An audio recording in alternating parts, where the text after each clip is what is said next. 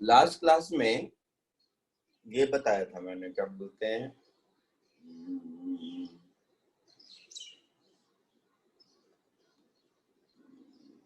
इनके ये bar magnet, फिर अर्थ का मैग्नेटिज्म, डिप, ये सब बताया था ना।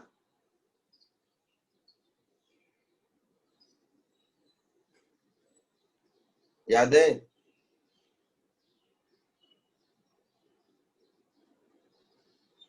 बोलिए।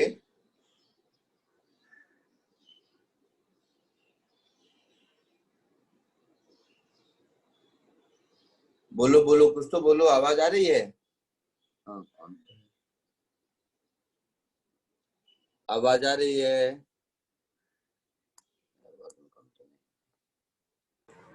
हाँ सर। तो लास्ट क्लास में मैंने परमानेंट मैग्नेट बताया था आपको थोड़ा बहुत, और अर्थ का मैग्नेटिज्म बताया था थोड़ा बहुत, याद है? अर्थ के मैग्नेटिज्म में angle of declination, angle of inclination, ये सब बताया था। tan theta is equal to bv upon bh, ये बताया था। याद आ रहा है?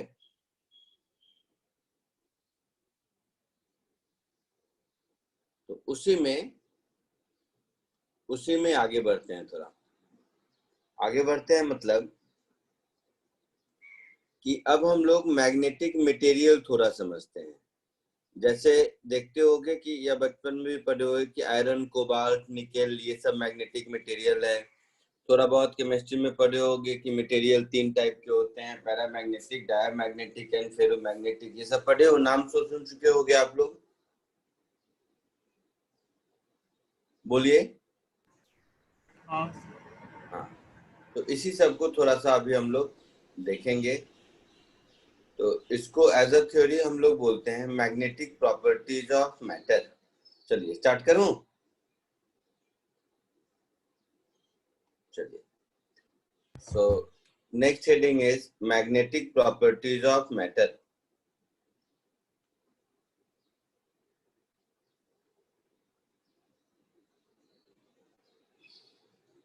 Magnetic properties of matter as such theory है। तो एक बार magnetic properties of matter last theory है अगेन। ये जेई एडवांस का पार्ट नहीं है, कभी नहीं पूछता, सिलेबस में नहीं है तो पूछेगा कहाँ से, बट मेंस और बोर्ड्स में पूछता है।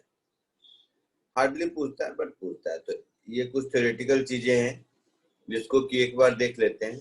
फिर magnetic properties of matter, earth magnetism और बार मैग्नेट, ये सब मिला के कुछ और क्वेश्चन करेंगे, क्योंकि बार मैग्नेट और अर्थ मैग्नेटिज्म मिला के पूछता तो नहीं है जेई में, बट अच्छे क्वेश्चंस पूछे जा सकते हैं। और थोड़ा सा ये भी चेंज होता है मैग्नेट को देखने का तरीका। तो चलो, मैग्नेटिक प्रॉपर्टीज ऑफ मैटर में जैसे हम लोग ये जानते हैं कि हर मैग्नेट के 2 पोल होते हैं, नॉर्थ पोल और साउथ पोल, पॉजिटिव और नेगेटिव चार्ज के जैसा। पॉजिटिव और नेगेटिव चार्ज के जैसा नॉर्थ पोल और साउथ पोल होते हैं। तो जैसे पॉजिटिव और नेगेटिव चार्ज के इलेक्ट्रिक फील्ड होते हैं, वैसे ही इसके भी मैग्नेटिक फील्ड होते हैं।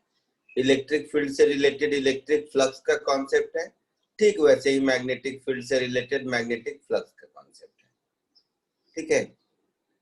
तो इसमें से जो सबसे पहली चीज है, कुछ टर्मिनोलॉजीज हैं मैग्नेटिक लाइंस ऑफ फोर्स को लेकर, वो समझते हैं। तो इसको ऐसा लिख देते हैं, इंपॉर्टेंट टर्मिनोलॉजीज। इसमें थोड़े से नाम कंफ्यूजिंग रहते हैं, इसीलिए अभी तो नहीं, शुरू में तो इजी मिलेंगे, लास्ट में। इंपॉर्टेंट टर्मिनोलॉजीज, तो ये जो भी बताऊं इसको एज अ पॉइंट वाइज या याद कर लोगे तो मोर देन सफिशिएंट है, बहुत ज्यादा इसमें कुछ।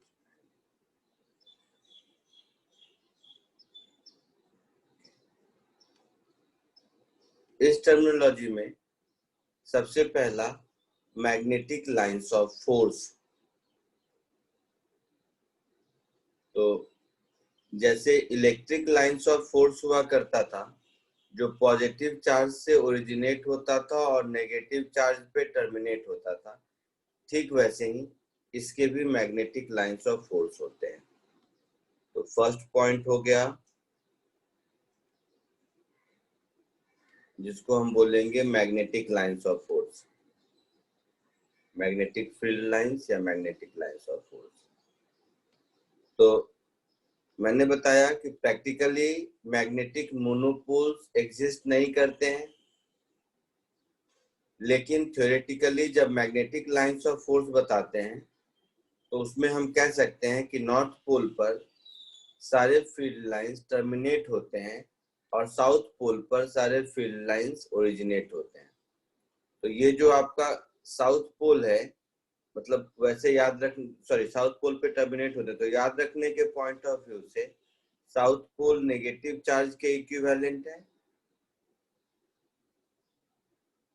Magnetic field line north pole से ओरिजिनेट होके साउथ पे टर्मिनेट होता है, तो south pole is equivalent to negative charge and north pole is equivalent to positive charge. Sir वो डायग्राम में नॉर्थ पोल मतलब ऐसे क्यों? हाँ, वही ठीक कर रहा हूँ ऐसा।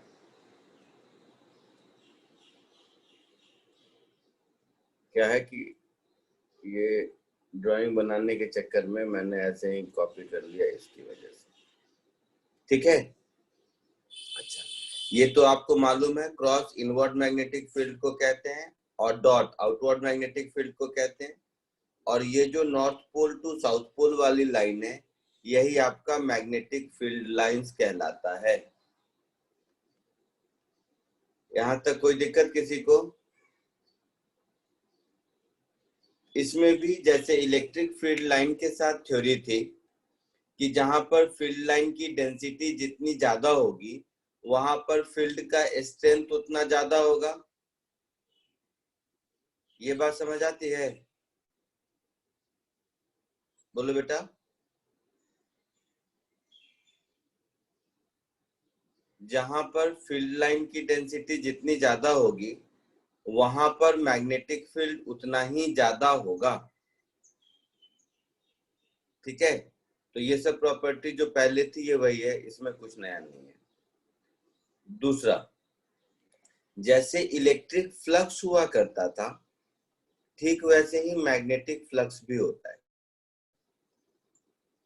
तो जैसे इलेक्ट्रिक फ्लक्स को हम लोग डिफाइन करते थे कि number of field line crossing a particular area, याद है, परपेंडिकुलरली, उसको हम लोग इलेक्ट्रिक फ्लक्स कहते थे। बोलिए।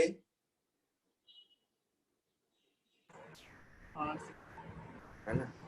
तो ठीक वैसे ही मैग्नेटिक फ्लक्स क्या होता है, नंबर ऑफ मैग्नेटिक फ्लक्स, जैसे इलेक्ट्रिक फ्लक्स डेंसिटी हमारा इलेक्ट्रिक फील्ड कहलाता था। देखो सुनो ध्यान से, इलेक्ट्रिक फील्ड का डेफिनेशन क्या था कि यूनिट पॉजिटिव चार्ज पर जो फोर्स लगेगा वो उस पॉइंट का इलेक्ट्रिक फील्ड कहलाएगा। ये एक डेफिनेशन था। और इसी का दूसरा डेफिनेशन था कि फील्ड लाइन डेंसिटी उस पॉइंट पर जितना होगा वो उस पॉइंट का इलेक्ट्रिक फील्ड कहलाएगा। हाँ या ना? बोलिए। ठीक वैसे ही मैग्नेटिक फ्लक्स के साथ भी है। या तो हम कह सकते हैं कि यूनिट नॉर्थ पोल पर जितना फ्लक्स लगेगा वो उस पॉइंट का, जितना फोर्स लगेगा वो उस पॉइंट का फ्लक्स डेंसिटी मतलब फील्ड कहलाएगा। और नहीं तो दूसरा तरीका है कि number of field lines passing normally through a surface. ये दो तरह के डेफिनेशन हो सकते हैं। समझे आप लोग? बोलिए। हाँ सर। इलेक्ट्रिक फील्ड के जैसे दो तरह के डेफिनेशन थे, एक फोर्स के बेसिस पर और दूसरा डेफिनेशन फील्ड लाइन डेंसिटी के बेसिस पर, वैसे ही मैग्नेटिक फील्ड के भी दो डेफिनेशन होते हैं। एक डेफिनेशन हो गया आपका फील्ड लाइन के बेसिस पर कि number of magnetic field line passing perpendicularly, जैसा कि उसमें था। इतना थ्योरी है ना कि सब लिखने का कोई मीनिंग है। Magnetic field lines passing normally through a surface, इसको हम लोग मैग्नेटिक फ्लक्स कहते हैं। जिसका यूनिट वेबर और मैक्सवेल दोनों है, सीजीएस यूनिट मैक्सवेल है, और 1 वेबर इज 10⁸ मैक्सवेल होता है। दूसरा इसी का डेफिनेशन होगा कि यूनिट चार्ज वाला, यूनिट चार्ज जितना फोर्स लगाएगा तो उसको हम लोग इसमें बोलेंगे कि मैग्नेट यूनिट नॉर्थ पोल किसी पॉइंट पर जितना फोर्स एक्सपीरियंस करेगा वो उस पॉइंट का फील्ड डेंसिटी या बी कहलाएगा। तो ये एक दूसरा डेफिनेशन हुआ। तो इलेक्ट्रिक फ्लक्स के जैसा मैग्नेटिक फ्लक्स के भी दो डेफिनेशन हो गए। एक डेफिनेशन हो गया based on field line density और दूसरा डेफिनेशन हो गया based on magnetic field strength. कोई दिक्कत यहां तक किसी को? एक तीसरा टर्म है जिसको बोलते हैं मैग्नेटिक परमिएबिलिटी। इलेक्ट्रिकल परमिएबिलिटी याद है क्या होता था?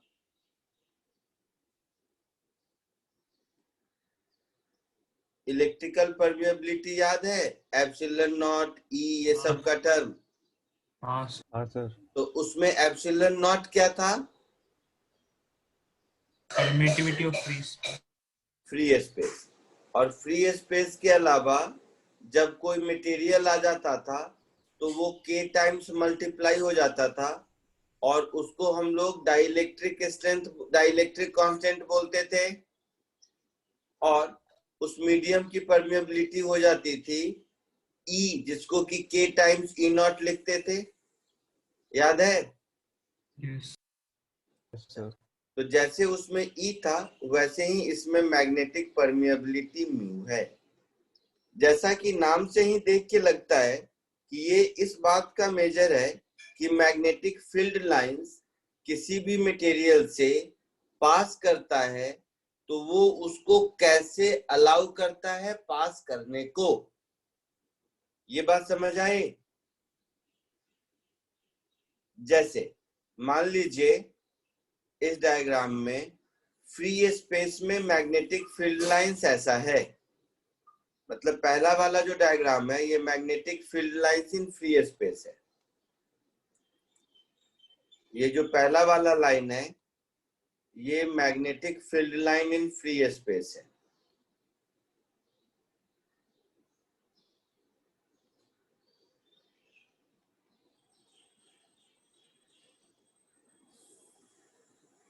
ये magnetic field lines in free space है।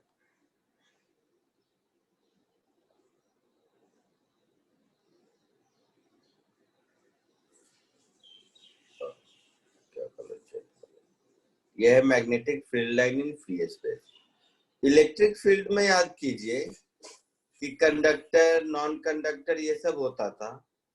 तो जैसे कंडक्टर था तो कंडक्टर के अंदर मैग्नेटिक फील्ड लाइंस नहीं होता था, याद है? इसमें अगर आप देखेंगे, ध्यान से समझो, ये थोड़ा सा इलेक्ट्रिक फील्ड लाइन से अलग है, इसीलिए इस कंसेप्ट को प्लीज ध्यान से समझिएगा। फर्स्ट और सेकेंड डायग्राम को ध्यान से देखो। यही वाला फील्ड लाइन में ओपन एयर की जगह जब मैंने सॉफ्ट आयरन रख दिया तो आप देखेंगे कि मैग्नेटिक फील्ड लाइन की density inside the material increase कर गई। ये दिख रहा है? जैसे 1 2 3 4 5 जितने स्पेस में पहले 5 फील्ड लाइंस थी उतने स्पेस में अब उससे ज्यादा फील्ड लाइंस हैं। तो इस मीडियम के अंदर फील्ड लाइन डेंसिटी इंक्रीज करता हुआ दिख रहा है। हाँ सर।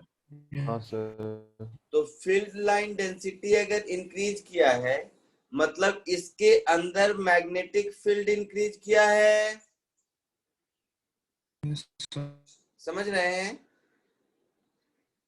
मतलब बाहर में अगर मैग्नेटिक फील्ड हमारा बी नॉट है और अंदर में मैग्नेटिक फील्ड हमारा बी है, जैसे इस एयर में मैग्नेटिक फील्ड हमारा बी नॉट है और इस आयरन कोर के अंदर हमारा मैग्नेटिक फील्ड बी है, तो ये बात समझ आ रहा है कि बी नॉट से ज्यादा है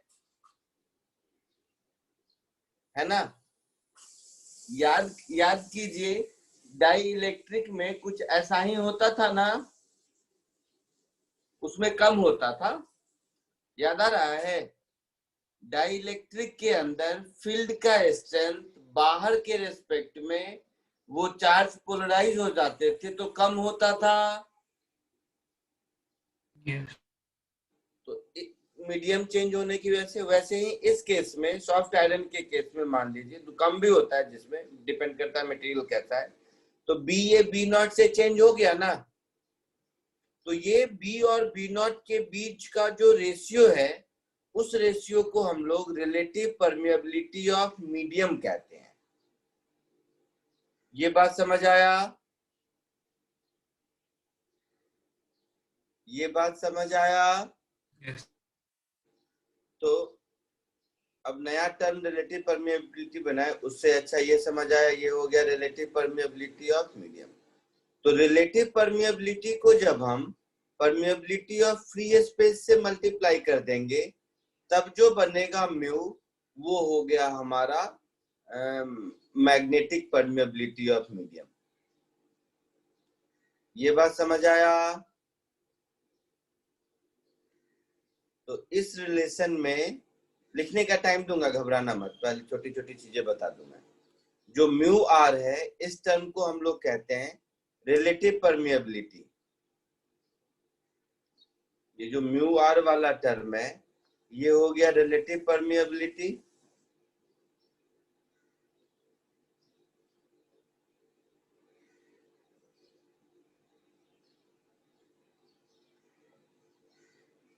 और ये म्यू जो हो गया, इसको बोलेंगे मैग्नेटिक परमिएबिलिटी।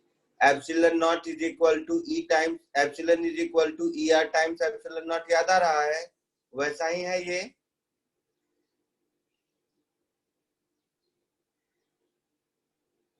तो वो सब डेफिनेशन नहीं लिखाता हूँ कि रेशियो ऑफ मैग्नेटिक फील्ड ऐसा वैसा, वो सब आप खुद समझ लीजिए।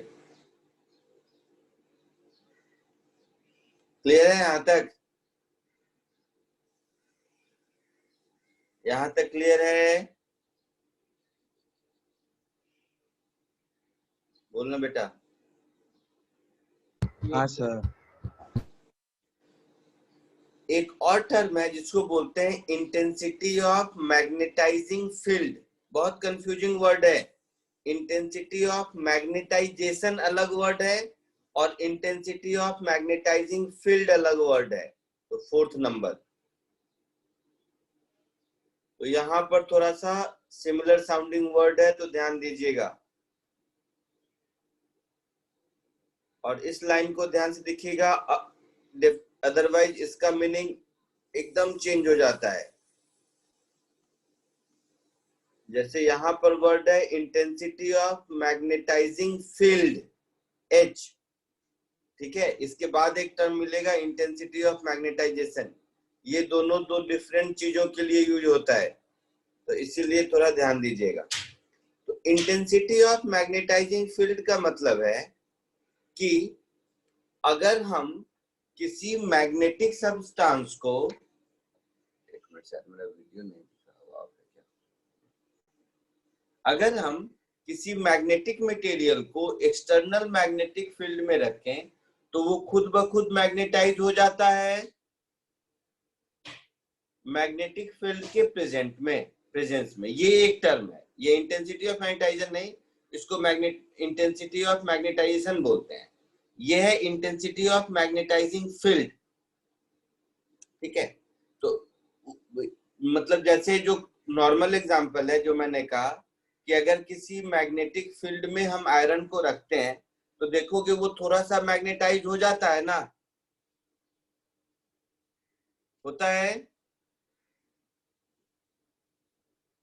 हाँ या ना तो बोलो। Yes. तो वो जो थोड़ा मैग्नेटाइज हो जाता है वो इस आयरन की प्रॉपर्टी है।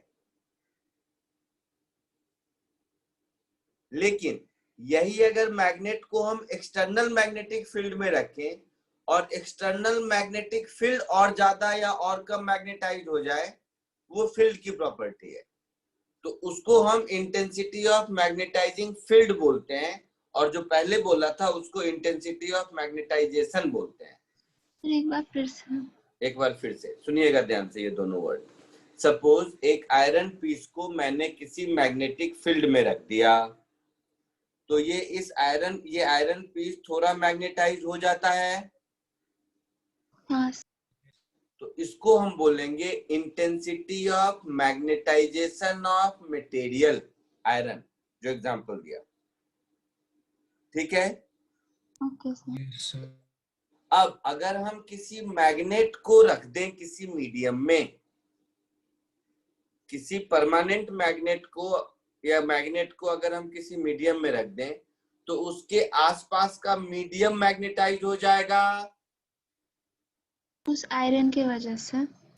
आयरन नहीं बोला अभी मैं, पहले बार आयरन बोला था, अभी मैं बोला मैग्नेट। पहले एग्जांपल में मैं क्या बोला था कि एक सॉफ्ट कोर आयरन को अगर हम मैग्नेटिक फील्ड में रख देते हैं तो this soft core iron will get magnetised to some extent, ये बोला था मैं। हाँ सर। Yes. लेकिन यही आयरन की जगह वुड को रखेंगे तो नहीं होगा। हाँ सर, नहीं होगा। तो ये मटेरियल की प्रॉपर्टी है। हाँ। तो ये होता है intensity of magnetisation, 5th point में लिखेंगे। साथ साथ इसलिए बता रहा हूं क्योंकि सिमिलर साउंडिंग वर्ड है। अब मैं दूसरी बात कह रहा हूं कि अगर मैं आयरन को हटा दूं, अब मैं किसी मैग्नेट को इस मीडियम में रख दूं, मान लो एयर में, तो हमारा मीडियम मैग्नेटाइज हो जाएगा उस मैग्नेट की वजह से। उस मैग्नेट की वजह से, हाँ सर। है ना। तो इसको हम या मीडियम में पहले से कोई मैग्नेटिक फील्ड है तो वो चेंज हो जाएगा इस मैग्नेट की वजह से। हाँ। Yes. तो इसको हम बोलते हैं intensity of magnetising field. Okay sir. समझ आया? की प्रॉपर्टी हुई ना हाँ दूसरी वाली। ठीक है। सर तो एक अभी मिनट हम, ऊपर स्क्रॉल कर सकते हैं? मैं लिखने को पूरा दूंगा, घबरा मत, पूरा लिखवाऊंगा। अभी थोड़ा सा समझ लेते हैं एक बार। ये जो इंपॉर्टेंट टर्मिनोलॉजीज है ना, ये मैं पूरा लिख देता हूँ, आप 1 by 1 लिखेंगे, तब उसके बाद लिखने को टाइम दूंगा, घबरा ठीक है मत। सर। अभी सिर्फ समझने पर ध्यान दो। तो जब हम बोलते हैं इंटेंसिटी ऑफ मैग्नेटाइजिंग फील्ड, इसका मतलब है इट इज द डिग्री और extents to which a field can get magnetised. So इसका डेफिनेशन हम बोलेंगे द डिग्री और extents to which magnetic field can magnetise. थोड़ा सा है ये कंफ्यूजन, इसमें बहुत ज्यादा होता है। इतना ही नहीं, अभी इसमें क्या है कि एक बार जेईई मेंस में न्यूमेरिकल भी पूछ दिया था इसी डेफिनेशन पे, और ये सब थोड़ा सा है confusing. A field can magnetize, तो इसको हम बोलते हैं, थोड़ा सा इसको ऐसे कर देता हूं। सर ये जो फील्ड कर रहा, क्या बोल रहे हैं बाबू, फिर से बोलो एक बार। सर जो बार मैग्नेट हमने रखा उसका प्रॉपर्टी है क्या ये जो फील्ड चेंज कर रहा है? हाँ, जैसे किसी मैग्नेट को अगर हम रख दिए किसी मीडियम में, मीडियम भी एक तरह का सब्सटेंस है, यस। है ना। तो क्या होगा, उस मीडियम के अंदर मैग्नेटिक फील्ड जनरेट होगा, या अगर पहले से है तो कुछ उसमें इफेक्ट आएगा, यस। तो उसको हम बोलते हैं इंटेंसिटी ऑफ मैग्नेटाइजिंग फील्ड, है ना। इसका यूनिट वही एम्पियर पर मीटर होता है। वो सब सीजीएस यूनिट, ऑस्ट्रोइड, ये सब उसको अपना देखते रहना, वो बुक में रहता है, मैं एक बार लिख देता हूँ, बस वो सब मुझे कभी याद नहीं रहता, कोई जरूरत आज तक नहीं पड़ी, एक बार लिख देता हूँ एक बार। अब थोड़ा सा ध्यान, सब लोग ध्यान से देखिएगा इधर। जस्ट इससे पहले वाले डेफिनेशन में, क्योंकि मैं बोला ना एक बार न्यूमेरिकल इससे पूछा है, तो थोड़ा सा देखो। जस्ट इससे पहले वाले डेफिनेशन में हमने म्यू देखा था ना, यही म्यू है। तो अगर हम ध्यान से देखो, अगर हम किसी मटेरियल को जिस मटेरियल की परमिएबिलिटी म्यू है उसको अगर हम किसी मैग्नेटिक फील्ड में रख देते हैं तो वो फील्ड हो जाएगा म्यू इंटू बी। नहीं समझे? नहीं समझे? सर एक बार फिर। एक बार चलो, ये दोनों डायग्राम को, दोनों मतलब जो हमारा पॉइंट नंबर 3 है और पॉइंट नंबर 4 है, दोनों को एक साथ देखो। दोनों को एक साथ देखोगे तो ये जो म्यू है, मैग्नेटिक परमिएबिलिटी, ये क्या है? एक्सटर्नल मैग्नेटिक फील्ड को किसी मीडियम से पास करने के लिए कितना अलाउ करता है, मोर और लेस उसी का मेजर है। यस। है ना? अच्छा, तो ठीक वैसे ही अगर वो उसी का मेजर है तो वो जो मीडियम हो गया, मीडियम का फील्ड वो हो गया बी। 3 में देखो, B is flux density of material, है ना? हाँ सर। उसको हम उसके मैग्नेटिक परमिएबिलिटी से डिवाइड कर दें। उसको हम अगर उसके मैग्नेटिक परमिएबिलिटी से डिवाइड कर दें तो ये जो रेशियो बचा उसको हम इंटेंसिटी ऑफ मैग्नेटाइजिंग फील्ड कहते हैं। तो इस इंटेंसिटी ऑफ मैग्नेटाइजिंग फील्ड का मैथमेटिकल डेफिनेशन ये भी है कि flux density per unit magnetic permeability of a medium is called intensity of magnetizing field. आई बात समझ में? तो न्यूमेरिकल या थोड़ा बहुत छोटा मोटा कंसेप्चुअल प्रॉब्लम सॉल्व करने के लिए ये वाला डेफिनेशन ज्यादा इंपॉर्टेंट है, जो मैं कह रहा था कि this is a ratio of magnetic field per unit permeability. आया समझ में? ये मोस्टली बुक में नहीं रहता है, लेकिन ये रिलेशन याद करने के लिए और बेटर अंडरस्टैंडिंग के लिए ये वाला डेफिनेशन ज्यादा जरूरी है। क्लियर है? मैग्नेटिक फील्ड स्ट्रेंथ, तो या तो मैं मैग्नेटिक फील्ड स्ट्रेंथ बोलूं या फ्लक्स डेंसिटी बोलूं, एक ही बात है। बोलिए। Yes. Per unit permeability, permeability मतलब समझ ही रहे हो, मैग्नेटिक परमिएबिलिटी है, पूरा वर्ड लिखने की जरूरत नहीं है। ये होता है intensity of magnetising field. Fifth point जो मैंने कहा, इंटेंसिटी ऑफ मैग्नेटाइजेशन का सिंबल भी ध्यान रखना। ये सब सिंबल भी मतलब मोस्टली कन्वेंशनली इसी सब सिंबल में रहते हैं, इसमें सिंबल चेंज होता नहीं है। इंटेंसिटी ऑफ मैग्नेटाइजेशन को कैपिटल आई से रिप्रेजेंट करते हैं।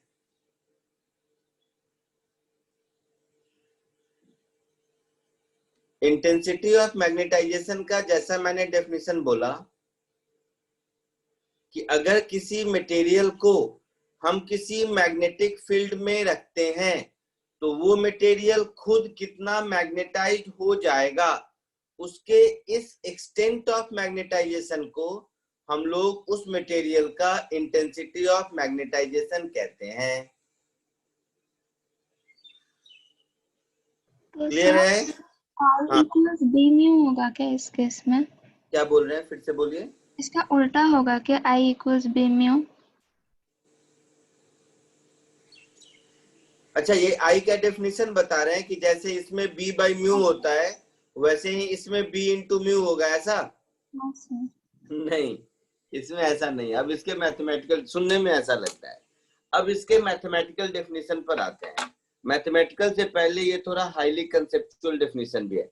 सब मेरी तरफ ध्यान से देखो, सब मेरी तरफ ध्यान से देखिए।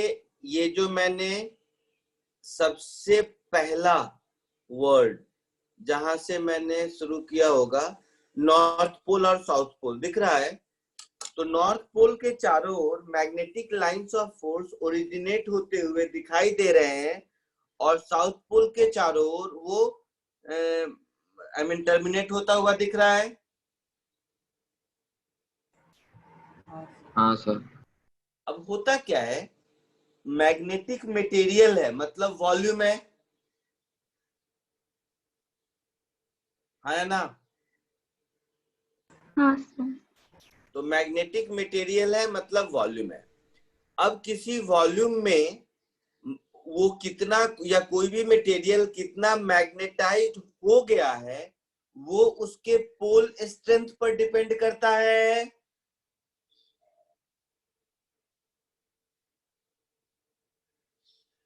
ना? जिसका पोल स्ट्रेंथ ज्यादा होगा, हम बोलेंगे कि वो वाला मटेरियल ज्यादा मैग्नेटाइज हो गया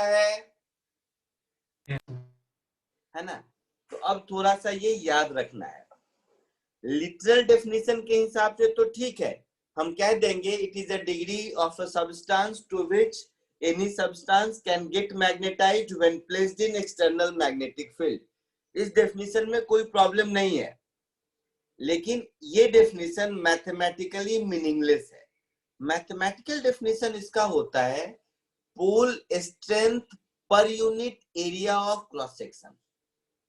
ठीक है, इसलिए कह रहा था कि ये थोड़ा सा कंफ्यूजिंग सिमिलर साउंडिंग डेफिनेशन, ये कीवर्ड्स हैं। आई बात समझ में? तो एक तो आपका डेफिनेशन मिला आई मीन लिटरेचर के हिसाब से कि it is degree to which any substance can get magnetized when in magnetic field. लेकिन न्यूमेरिकल पॉइंट ऑफ व्यू से इस डेफिनेशन का बहुत ज्यादा यूज नहीं है। इसका मैथमेटिकल डेफिनेशन होगा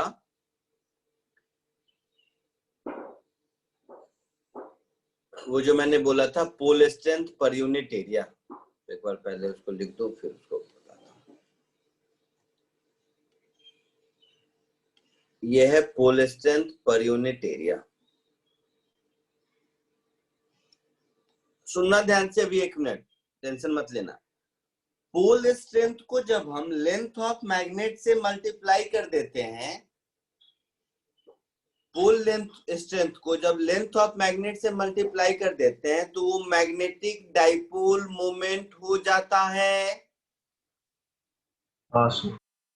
याद है? जिसको कि मैं म्यू सबस्क्रिप्ट एम से रिप्रेजेंट करता था पहले। यस। अब यहाँ पर परमिएबिलिटी वाला वर्ड आ गया है तो म्यू सिंबल में कंफ्लिक्ट होगा, इसीलिए कैपिटल एम से। तो ये जो रिलेशन दिख रहा है ना, ये दो रिलेशन नहीं है, एक ही है। स्मॉल एम हो गया आपका पोल स्ट्रेंथ। इस पोल स्ट्रेंथ को और इस पोल स्ट्रेंथ को अगर लेंथ से मल्टीप्लाई कर दिए तो नीचे वॉल्यूम आ गया। समझे आप लोग?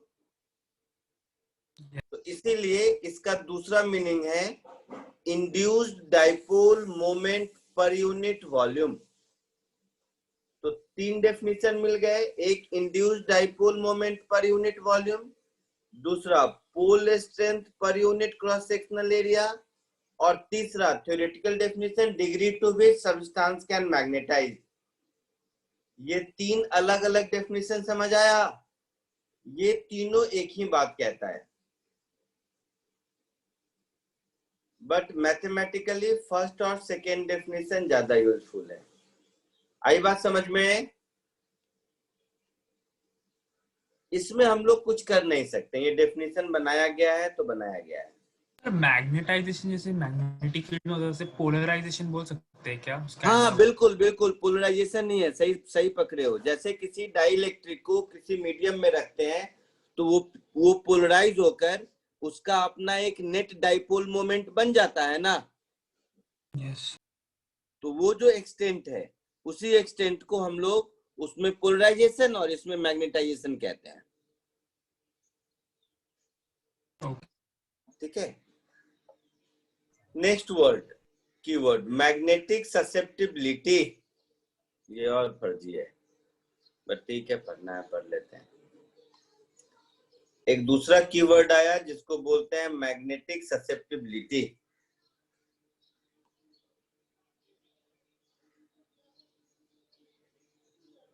इसका ये सिंबल है, समझ लो। इस सिंबल का नाम जानते हो कोई?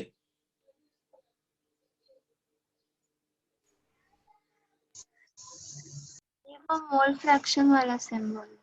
हाँ, मोल फ्रैक्शन वाला, ठीक है। चलो, अब क्या, ये ससेप्टिबिलिटी है। अभी अभी जो कह रहा हूं सब लोग ध्यान से सुनेगा, कंफ्यूजिंग भी है लेकिन समझने में बढ़िया कॉन्सेप्ट भी है। अब हम मान लेते हैं, सब सुनेगा, अब हम मान लेते हैं कि कोई एक ऑब्जेक्ट है, इसको हम एक मीडियम में रख दिए, उस मीडियम का इंटेंसिटी, सॉरी क्या बोल रहा था, उस मीडियम का intensity of magnetisation of medium H है और इस मटेरियल का इंटेंसिटी ऑफ मैग्नेटाइजेशन I है। ऊपर का जो दो डेफिनेशन देखे हैं उसी को समझिएगा सब ध्यान से। फिर से सुनो, मेरे पास एक मीडियम है जिसका मैग्नेटाइजिंग इंटेंसिटी H है और मेरे पास एक सब्सटेंस है जिसका इंटेंसिटी ऑफ मैग्नेटाइजेशन I है, ठीक है। तो उस मीडियम में इसको हम रख दिए, तो क्या होगा, दोनों एक दूसरे पर इंपैक्ट करेगा।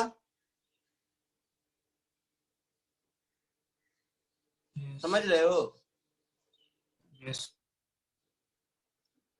अब फिर से सुनना, तो ये जो मैंने मीडियम रखा, ये जो मटेरियल रखा, इस मटेरियल के अंदर भी मीडियम है। यस। तो इसके अंदर जो मीडियम है, इसलिए कंफ्यूजिंग है, उसका भी अपना इंटेंसिटी ऑफ मैग्नेटाइजेशन होगा।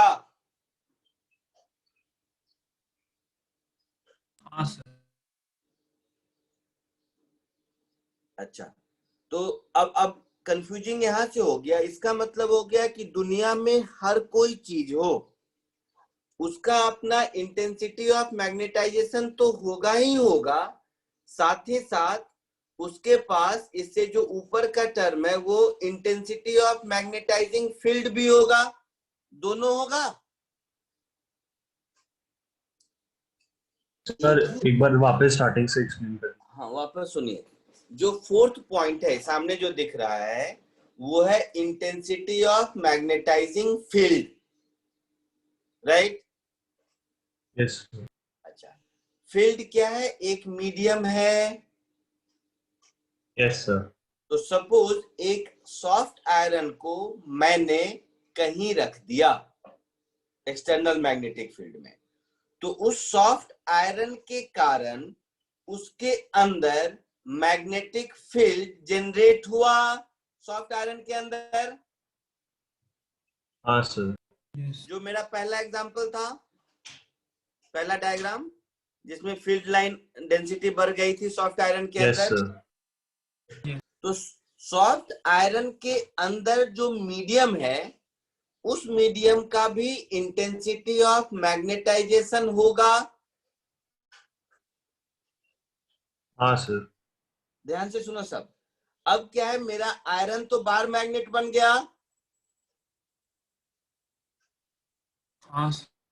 तो इस आयरन का भी pole strength per unit area कुछ होगा।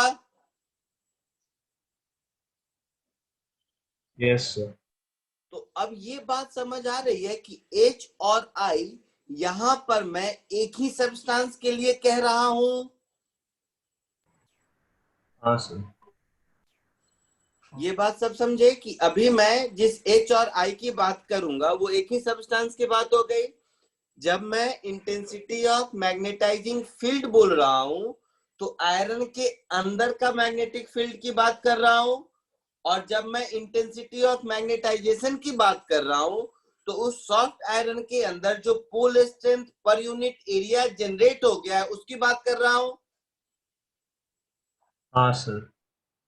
सर क्लियर सब लोग? ये एक्सटर्नल फील्ड मतलब आयरन के अंदर से गया तो वो इंटेंसिटी ऑफ मैग्नेटाइजिंग फील्ड की वजह से एक मैग्नेटाइजेशन आ गया। हाँ, एक मेरे पास वैक्यूम में मैग्नेटिक फील्ड है, मैंने एक सॉफ्ट आयरन को रख दिया तो सॉफ्ट आयरन के अंदर बाहर के रेस्पेक्ट में ज्यादा फील्ड हो गया। हाँ। Yes sir.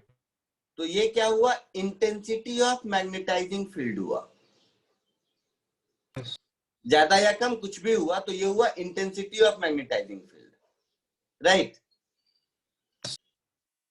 अब वो जितना भी हो गया उसको अगर हम क्वांटिफाई कर दें, अब तो मेरा सॉफ्ट आयरन बार मैग्नेट बन गया, तो अब अगर हम उसको क्वांटिफाई कर देंगे तो जो बार मैग्नेट बन गया उसका pole strength per unit area जो होगा, अब इस बार मैग्नेट का इंटेंसिटी ऑफ मैग्नेटाइजेशन हो गया। यस क्लैरिटी है सबको इस बात में? Yes. ठीक है, तो आप मैग्नेटिक ससेप्टिबिलिटी अब समझ पाएंगे। तो आप अब मैग्नेटिक ससेप्टिबिलिटी समझ पाएंगे। तो ये जो मैग्नेटिक ससेप्टिबिलिटी है, ये सब्सटेंस की प्रॉपर्टी है जिसमें से ये बताता है कि कोई एक सब्सटेंस कितना इजीली मैग्नेटाइज हो सकता है अगर हम उसको कोई एक्सटर्नल मैग्नेटिक फील्ड दें। ध्यान से सुनो, अभी तुमको लग रहा होगा कि ऊपर की दोनों चीजें तो सेम बात है, देखा था ना। अभी जो इससे ऊपर का फिफ्थ टर्म है जिसको हम लोग इंटेंसिटी ऑफ मैग्नेटाइजेशन कहते हैं, वो भी तो मोर और लेस इसी का मेजर है। हाँ लेकिन वो क्या है? मेजर है। और ये क्या है? रिलेटिव मेजर है। रिलेटिव मेजर मतलब इससे हम सिर्फ अंदाजा लगा सकते, अंदाजा मतलब क्वांटिफाई नहीं कर सकते हैं, ये रिलेटिव मेजर है। रिलेटिव मेजर का मतलब हो गया, सुनिएगा ध्यान से, कि इसका कोई यूनिट नहीं होगा। जैसे एक सेकेंड पहले इसको अरेंज कर लो। रिलेटिव मेजर का मतलब है कि अगर कोई मटेरियल का इंटेंसिटी ऑफ मैग्नेटाइजेशन H है, अगर किसी मटेरियल का इंटेंसिटी ऑफ मैग्नेटाइजेशन H है और उसकी मैग्नेटिक इंटेंसिटी का मतलब उसके अंदर जो मीडियम है वो H है, तो ये जो रेशियो होगा, ये रेशियो उसको हम मैग्नेटिक ससेप्टिबिलिटी कहते हैं। सर मतलब मैग्नेटिक ससेप्टिबिलिटी ऐसा बोल सकते हैं क्या कि एच की वजह से जो आई क्रिएट हुआ, अब वो कितना एफिशिएंटली क्रिएट हुआ है एक सब्सटेंस के लिए। हाँ, देखो ये जो तुम्हारा H है, ध्यान से सुनना, ये जो तुम्हारा H है ये आउटसाइड B की वजह से है, Yes. है ना? और ये जो I है वो उसके अंदर जो B है उसका मेजर है। तो ध्यान से देखोगे तो ये रेशियो ये बताता है कि बाहर के मैग्नेटिक मतलब किसी भी एक्सटर्नल इफेक्ट की वजह से कितना मैग्नेटाइज हुआ और उस मैग्नेटाइज का पोल स्ट्रेंथ कितना डेवलप हुआ, ये इसी का रेशियो है। सर हाँ सर आप एक बार फिर से बताओगे, मेरे को दोनों चीजें अभी फिर से सेम ही लग रही है। हाँ सेम ही लग रही है। मैं इसीलिए जो यहाँ सामने डेफिनेशन रखा है इसको 2 सेकेंड के लिए छोड़ दीजिए, जो मैं कह रहा हूं उसको ध्यान से सुनिए।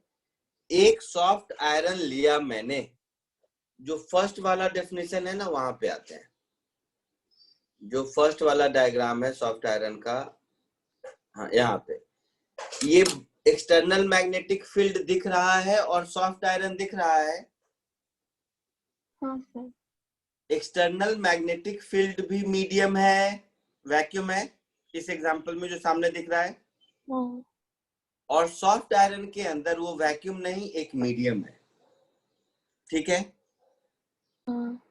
अच्छा, तो इस सॉफ्ट आयरन को जब हम एक्सटर्नल मैग्नेटिक फील्ड में रखें तो सॉफ्ट आयरन के अंदर जो मीडियम है उसमें मैग्नेटिक फील्ड आ गया। हाँ। तो इसका जो मेजर है उसको हम बोलेंगे इंटेंसिटी ऑफ मैग्नेटाइजिंग फील्ड। ठीक है? हाँ। अब ये सॉफ्ट आयरन जो हमारा मैग्नेट बन गया, इस केस में आउटसाइड मैग्नेट से ज्यादा स्ट्रेंथ का, तो ज्यादा कम जीरो सब स्ट्रेंथ का बन सकता है, वो सिखाऊंगा मैं। तो ये जो बन गया इसकी वजह से ये सॉफ्ट आयरन जिस किसी भी बार मैग्नेट के इक्विवेलेंट बिहेव कर रहा है, उस बार मैग्नेट का जो pole strength per unit area या magnetic dipole moment per unit volume है, वो हो गया आई आपका इंटेंसिटी ऑफ मैग्नेटाइजेशन। तो इन दोनों का जो रेशियो है उसको हम लोग मैग्नेटिक ससेप्टिबिलिटी ऑफ सब्सटेंस कहते हैं। अब आप मैग्नेटिक ससेप्टिबिलिटी के डेफिनेशन पर आइए। It is property of substance, पहली बात, जो बताता है कि कोई कितना जल्दी मैग्नेटाइज हो जाएगा। देखो सुनो सब लोग, कुछ बात को सीखो, कुछ बात को ऐसे सीखो जैसे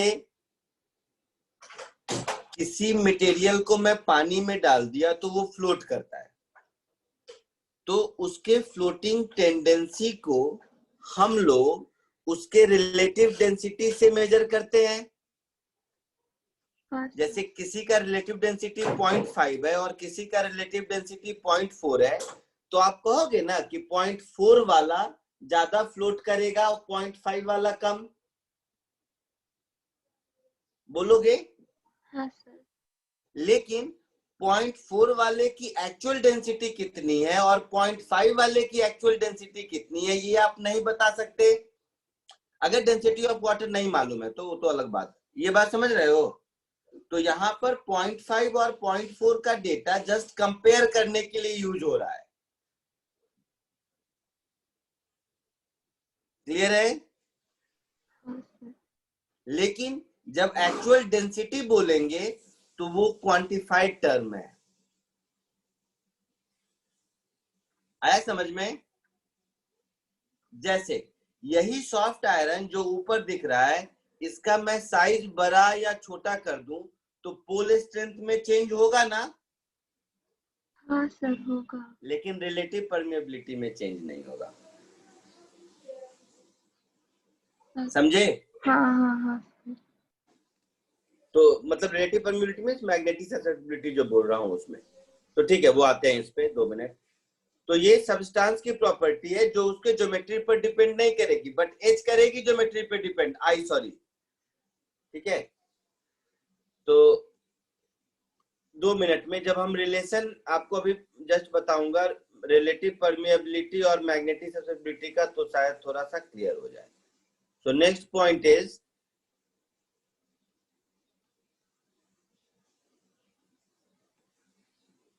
relation between permeability and susceptibility. इसी रिलेशन पे मेंस में क्वेश्चन आया था एक साल, जो मैं कह रहा था। तो बट वो तो सारे वर्ड सिंपल वे में दे दिया था, इसलिए अप्लाई करना आसान था।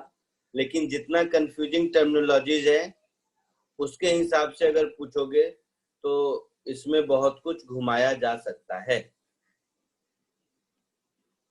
एक बार इसका डेफिनेशन देख लेते हैं। एक मिनट और।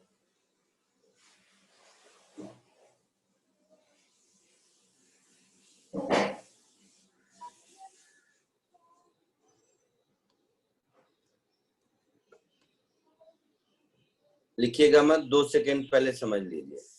और ये समझने से पहले डाइलेक्ट्रिक का मैं बगल में एक एग्जांपल बना देता हूं, क्योंकि इलेक्ट्रिक फील्ड आप समझ चुके हैं। लिखना कोई मत, अभी जो डायग्राम बनाऊंगा इसको मिटाऊंगा अभी बाद में, तो पहले समझ लो। इलेक्ट्रिक फील्ड वाला एग्जांपल से समझाता हूं। सपोज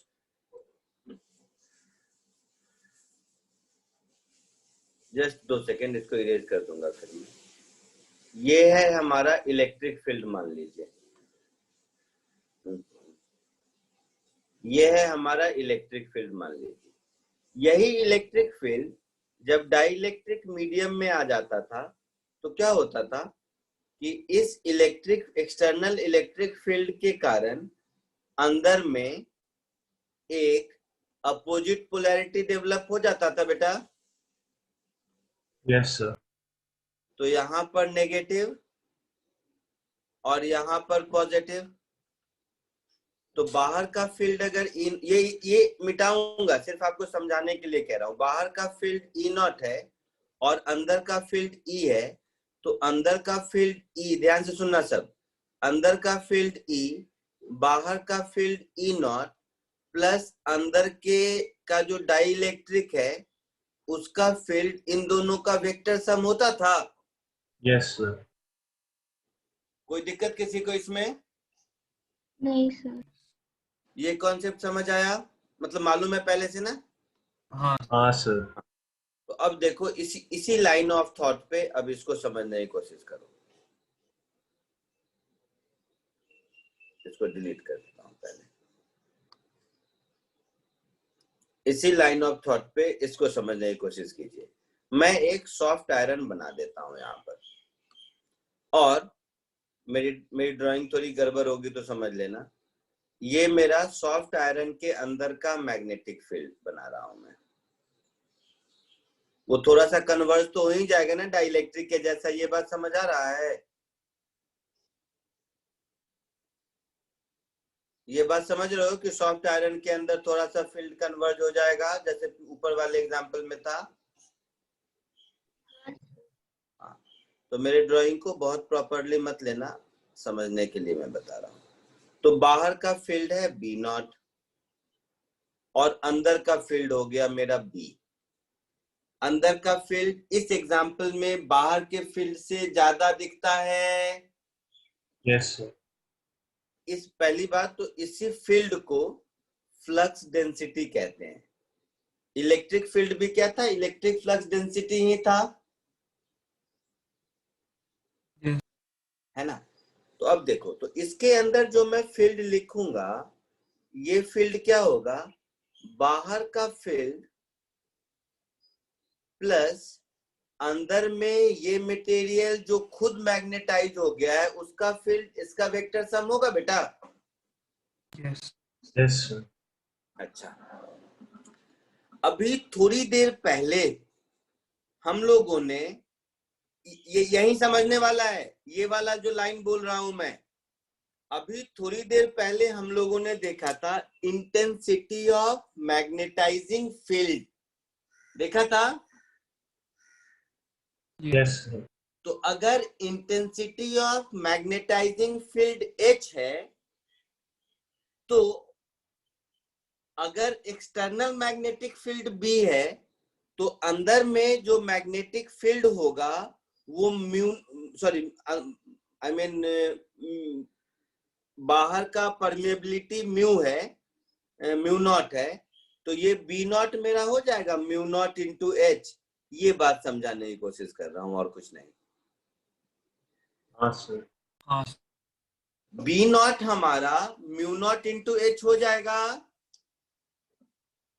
हाँ सर। हाँ तो sir BM U0 into I हो जाएगा। BM पे आते हैं बाद में। मैं जरा सा दोबारा से H के डेफिनेशन पे आता हूँ, यह है confusing. H B by mu दिख रहा है? हाँ सर। है ना? तो सुनो ध्यान से, यहाँ पर B क्या है? External magnetic field. तो मैग्नेटिक फील्ड में मटेरियल था वो। एक्सटर्नल मैग्नेटिक फील्ड जो भी है, तो मेरा जो मीडियम है, यहाँ पर मीडियम मेरा हो गया आयरन के अंदर का पार्ट। तो वो जो मैग्नेटाइज हुआ उसका मेजर हो जाएगा म्यू0 इंटू H। हाँ। अगर इसकी इंटेंसिटी ऑफ मैग्नेटाइजेशन इस मीडियम की, मतलब आयरन की अगर H है, ठीक है। अब आप BM, तो BM हमारा क्या हो जाएगा? जो इसके अंदर मैग्नेटिक फील्ड जनरेट हुआ, तो ये मेरा हो जाएगा म्यू0 इंटू I। ये दोनों को थोड़ा सा समझना वो जो मुश्किल होता है, क्योंकि यहाँ पर H सर? और I। हाँ बोलो बेटा। सर मैं डिस्कनेक्ट हो गया था, आप एक और बार समझा सकते हो ये? कहाँ डिस्कनेक्ट हुआ था? सर ये डायग्राम से पहले। अच्छा रुको, सब आएगा दोबारा, पहले एक बार लिख दो। ये हो गया मेरा B। अब इससे थोड़ी देर पहले हम लोगों ने इसका डेफिनेशन देखा था म्यू आर का, या इसको ऐसा कर देते हैं थोड़ा सा और, सर वो इसको, म्यू तो आयरन का होगा ना? हाँ तो क्या क्या बोल रहे हो? वो म्यू जो है वो आयरन का है क्या? म्यू कहीं नहीं लिखा है मैंने, म्यू लिखा है क्या अभी तक? म्यू नॉट जो लिखा है इसमें। नहीं नहीं, म्यू नॉट बाहर का हुआ बेटा, यही तो समझना था, बार बार मैं बोल रहा हूँ।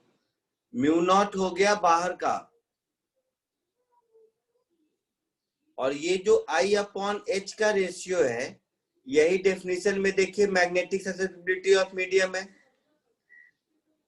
तो यहां पर हम बोलेंगे B is equal to mu not into H into 1 plus magnetic susceptibility of medium.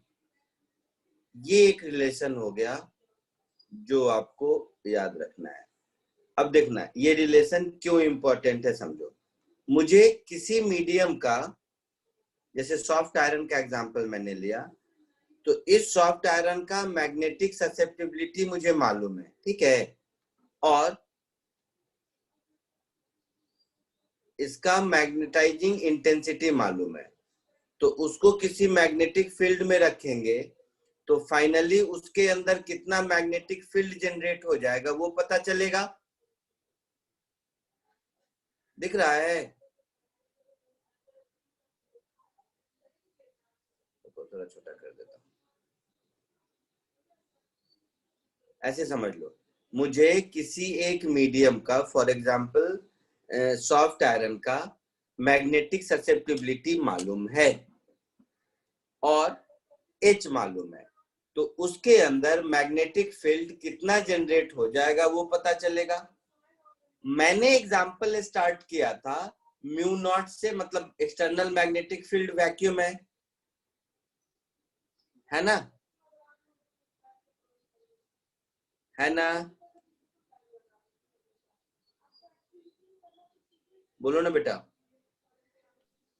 तो ये जो टर्म हो गया यहाँ पर मेरा mu into 1 plus, sorry mu not into 1 plus magnetic susceptibility, ये हो गया मेरा म्यू आर। ये दोनों रिलेशन आपको सिर्फ याद रखना है। सर म्यू नॉट नहीं आएगा ना? क्या बोल रहे हैं? हाँ नहीं नहीं, म्यू नॉट का जो मल्टीपल है, म्यू नॉट का जो मल्टीपल है, सॉरी म्यू नॉट का जो मल्टीपल है वो हो गया, क्योंकि म्यू इक्वल टू क्या होता है, mu r into mu not होता है ना, तो ये म्यू आर हो गया।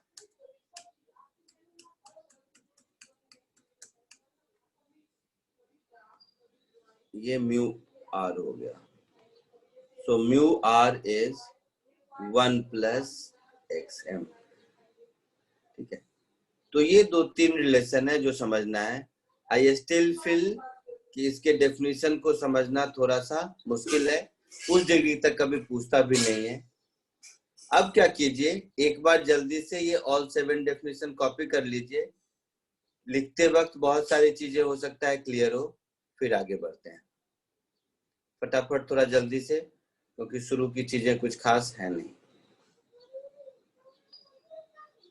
सर 2 मिनट आप नीचे जा सकते हैं, वो मैं छूट गया था थोड़ा सा लास्ट। शुरू से कॉपी कर रहे हो या लास्ट से कॉपी कर रहे हो? सर वो कॉपी कर लिया है बट मैं सुन नहीं पाया था।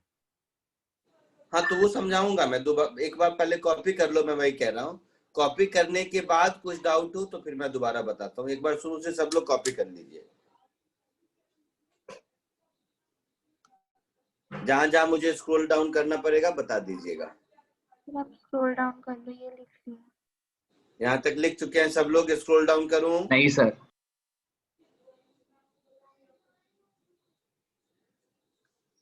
थोड़ा साइज छोटा कर दूं, देखिए सबको यहाँ तक चलेगा या और? सर कुछ ज्यादा ही छोटा हो गया। ठीक है सर। ठीक है, लिखना ठीक है, इतना चलेगा, ज्यादा छोटा नहीं होगा।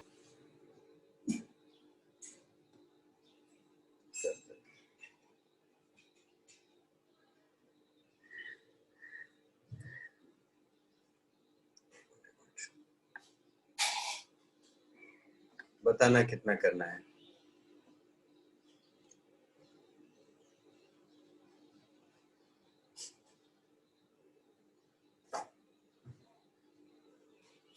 यहाँ तक रखूं? सर थोड़ा ऊपर, यहाँ तक? थर्ड का टॉप से दिखा दो। हाँ सर।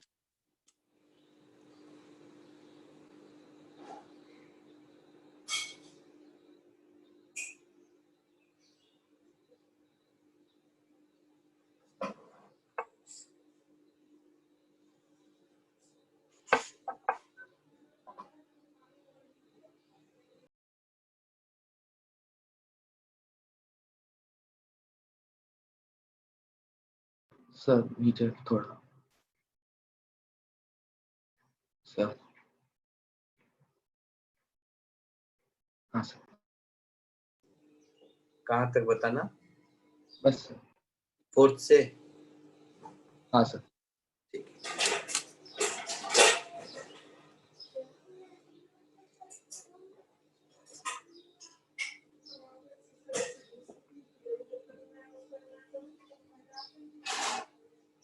सर वो फोर्थ में जूल के नीचे वो मीटर क्यूब लिखा है क्या?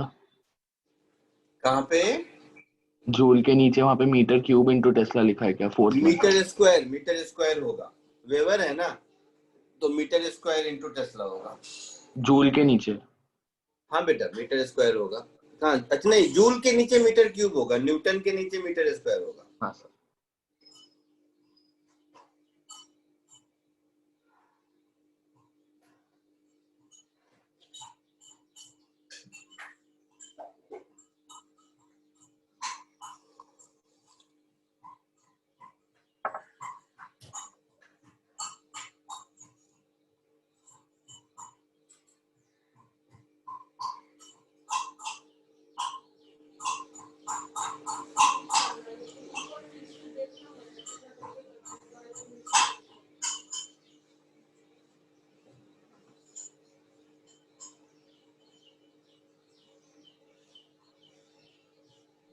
सर बोलिए।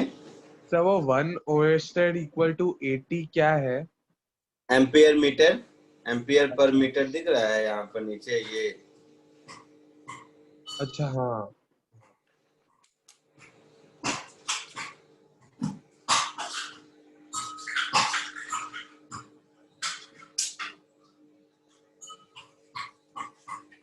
मैं बार बार बोल रहा हूँ, जेई पॉइंट ऑफ व्यू से ये सब मीनिंगलेस है।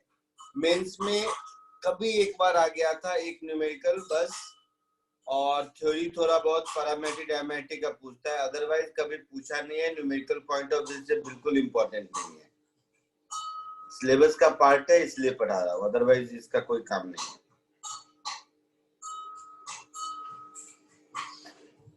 सर वो जो 7th में बीएम लिखा है, वो बीएम म्यू नॉट आई कहाँ से आया? बीएम क्या है? जो मैग्नेटिक फील्ड इस अच्छा एक मिनट नीचे करूं, 4th हो गया सबका? हाँ सर। तो जैसे मैंने एग्जांपल दिया था, आपने नहीं देखा, डाइलेक्ट्रिक का। डाइलेक्ट्रिक के एग्जांपल में मैंने कहा था ना कि एक डाइलेक्ट्रिक मीडियम को इलेक्ट्रिक फील्ड में रख दिए, तो उस डाइलेक्ट्रिक के अंदर जो रिजल्टेंट इलेक्ट्रिक फील्ड होता है वो external electric field plus dielectric के अंदर जो इंड्यूस्ड हुआ, इन दोनों का कॉम्बिनेशन होता है। हाँ सर। पक्का? अब आप जो पॉइंट नंबर 5 है उसके डेफिनेशन में देखिए, कैपिटल आई के डेफिनेशन में लिखा होगा induced dipole moment per unit volume, ऐसा वर्ड लिखा है। हाँ सर। तो ये जो बीएम है ये induced magnetic field in the medium है, समझे?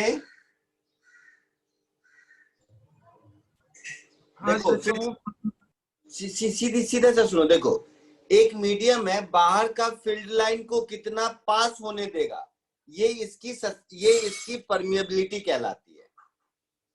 सेकेंड बात, पास हुआ तो क्या किया, तो पास होते वक्त इसको मैग्नेटाइज कर गया, तो ये होता है इंटेंसिटी ऑफ मैग्नेटाइजेशन।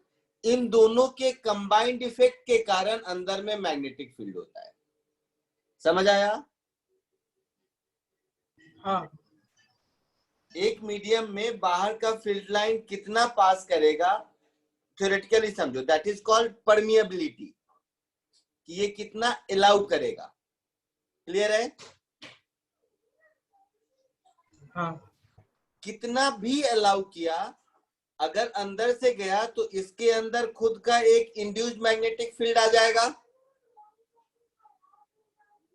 हाँ वो हो जाएगा इंटेंसिटी ऑफ मैग्नेटाइजेशन। तो इन दोनों का जो सम है वो हो जाएगा हमारा resultant magnetic field inside the medium. समझे? तो ये जो BM लिखा हुआ दिख रहे हैं, ये आप डाइलेक्ट्रिक वाले का इंड्यूस्ड इलेक्ट्रिक फील्ड समझ लीजिए। जो B0 है वो एक्सटर्नल मैग्नेटिक फील्ड समझ लीजिए। तो इन दोनों का जो सम होगा वो B होगा।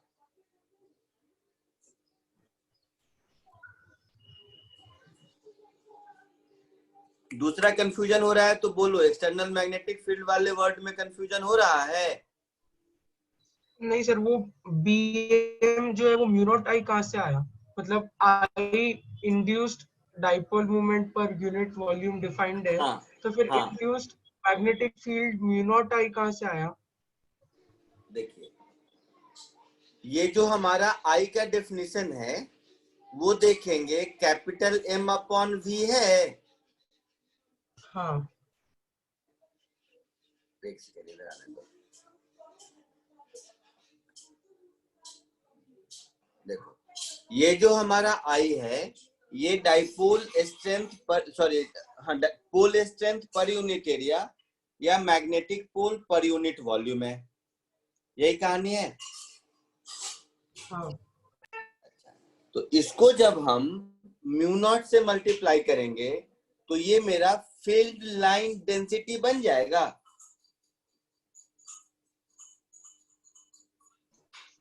सर कैसे? सर रिपीट कर। कैसे? फिर से समझो। फील्ड लाइन पर यूनिट वॉल्यूम, इसी को हम number of field line density को ही मैग्नेटिक फील्ड कहते हैं ना बेटा? हाँ अच्छा, तो ये जो आई है ये हमारा हो गया उस मीडियम के अंदर फील्ड लाइन डेंसिटी।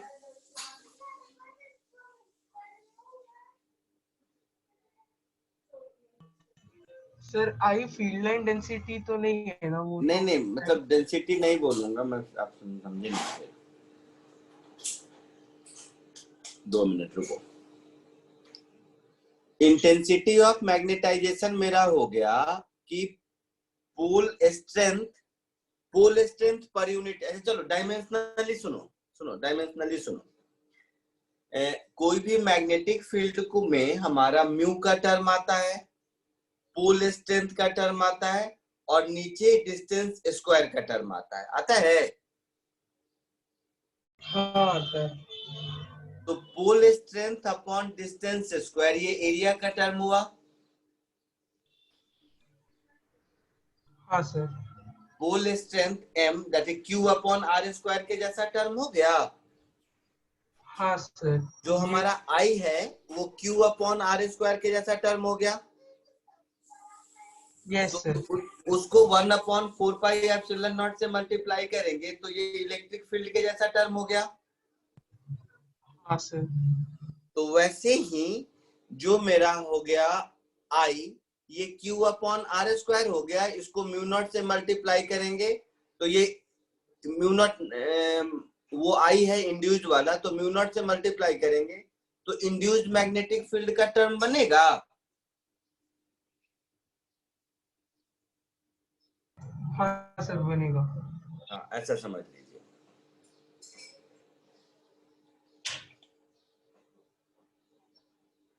आगे बढ़ूं? तो 7th वाला सर part। 1 मिनट 6 पॉइंट पे हूँ।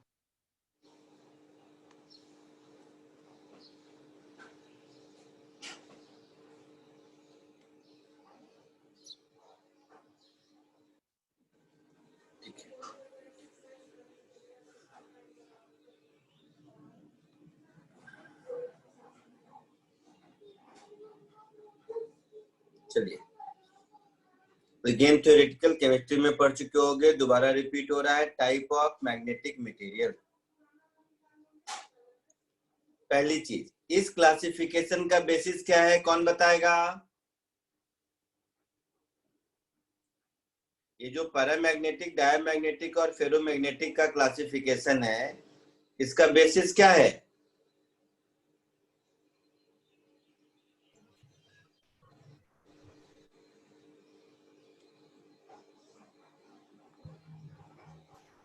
बताइए।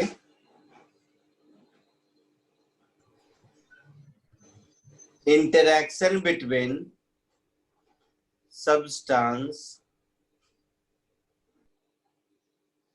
And magnetic field, external magnetic field. तो एक्सटर्नल मैग्नेटिक फील्ड के साथ कैसे कोई ऑब्जेक्ट रिएक्ट करता है, इसी क्लासिफिकेशन की, इसी बेसिस पर क्लासिफाई किया गया है ना, है ना? बोलो तो सही कुछ तो। Yes. इसी बेसिस पे क्लासिफाई किया गया है ना, पैरामैग्नेटिक, फेरोमैग्नेटिक, डायमैग्नेटिक को। पक्का?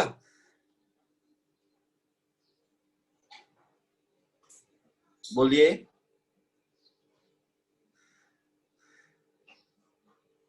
ठीक है, तो सबसे पहले आते हैं पैरामैग्नेटिक पर।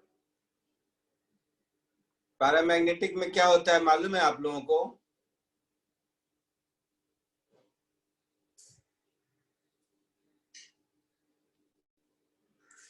सर वीकली मैग्नेटाइज, हाँ, ज्यादा मैग्नेटाइज होता है।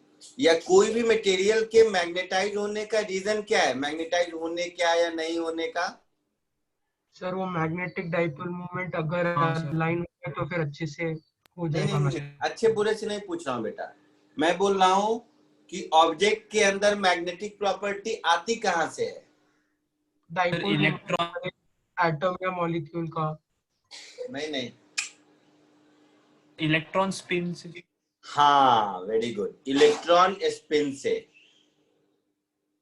अनपेयर्ड इलेक्ट्रॉन वो जो रहते थे, याद होगा एटॉमिक स्ट्रक्चर में हम लोग ऐसे ऐसे बना लेते थे, कुछ कुछ याद आ रहा है? सर उसका तो डाइपोल मोमेंट की वजह से ही आता है ना। हाँ, नहीं डाइपोल मोमेंट की वजह से नहीं आता है। एक को प्लस हाफ और एक को माइनस हाफ कहते हैं। प्लस हाफ और माइनस हाफ के कॉरस्पॉन्डिंग डाइपोल मोमेंट्स असाइंड हैं। तो डाइपोल मोमेंट की वजह से नहीं आता है, सुनो सब, स्पिन की वजह से डाइपोल मोमेंट आता है। जैसे कोई इलेक्ट्रॉन अगर क्लॉकवाइज चक्कर लगा रहा है, तो अब तो हम लोग पढ़ चुके हैं magnetic field due to current, पढ़े ना बेटा?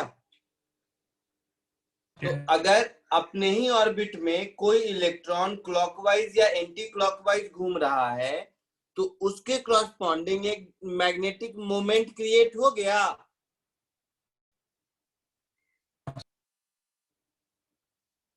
समझ रहे हो कि नहीं? जैसे कोई भी मोशन हो, मान लो इलेक्ट्रॉन ऐसे घूम रहा है, तो इलेक्ट्रॉन अगर क्लॉकवाइज घूम रहा है तो इसका मतलब एंटी क्लॉकवाइज करंट हुआ। एंटी क्लॉकवाइज करंट हुआ, इसका मतलब है कि ये मैग्नेटिक फील्ड कुछ ऐसा बार मैग्नेट के जैसा बन गया।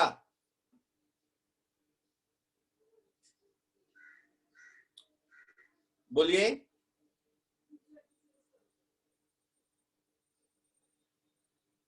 बोलो ना, नहीं तो नहीं समझ आएगा मुझे क्या हो रहा है। हाँ, तो हर इलेक्ट्रॉन के मोशन के कॉरस्पॉन्डिंग एक डाइपोल मोमेंट होता है। Other way round is not true. जो आप लोग कह रहे हो कि डाइपोल मोमेंट की वजह से नहीं स्पिन होता है, नहीं, स्पिन की वजह से डाइपोल मोमेंट होता है। यहां तक ठीक है? क्लियर? अच्छा, तो जिस जिस एटम के इनर सेल में अनपेयर्ड इलेक्ट्रॉन हैं, उन सब के पास डाइपोल मोमेंट्स अपना होगा, जो रैंडमली इस तरह से एटम के अंदर डिस्ट्रीब्यूटेड होता है, जैसा कि इस डायग्राम में आपको दिख रहा है। जब हम एक्सटर्नल मैग्नेटिक फील्ड देते हैं तो ये सब अलाइन हो जाता है।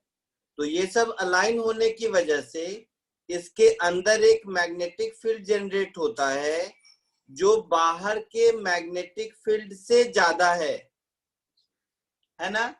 बाहर का फील्ड तो है ही, साथ ही साथ अंदर का फील्ड भी जनरेट हुआ सेम डायरेक्शन में, तो इसमें मैग्नेटिक फील्ड बढ़ जाता है। कोई डाउट किसी को? कोई डाउट किसी को? तो ये हमारा कहलाता है पैरामैग्नेटिक मटेरियल। इसमें हमेशा देखोगे नंबर ऑफ इलेक्ट्रॉन्स ऑड रहेंगे, पेयर में कभी नहीं रहेगा, क्योंकि पेयर में एक दूसरे के स्पिन को कैंसिल करते हैं एक ऑर्बिटल में। बोलिए। हाँ। अच्छा,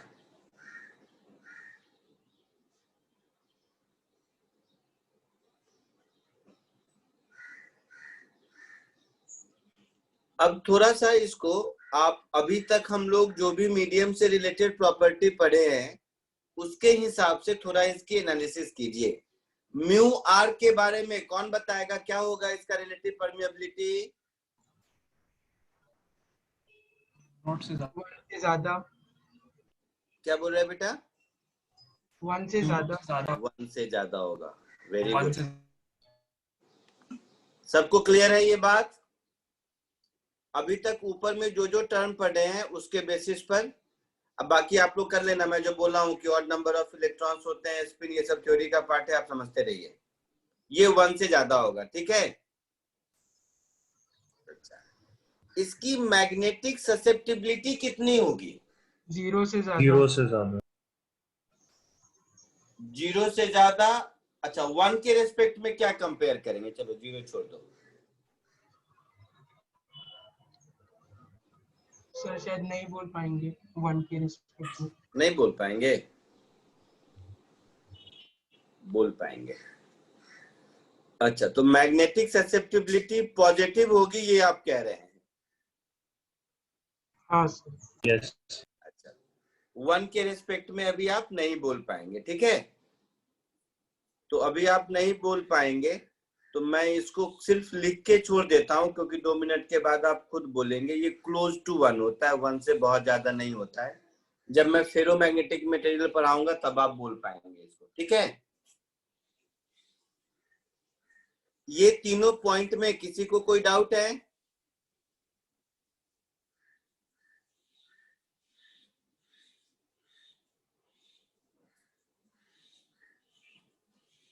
किसी को कोई डाउट है?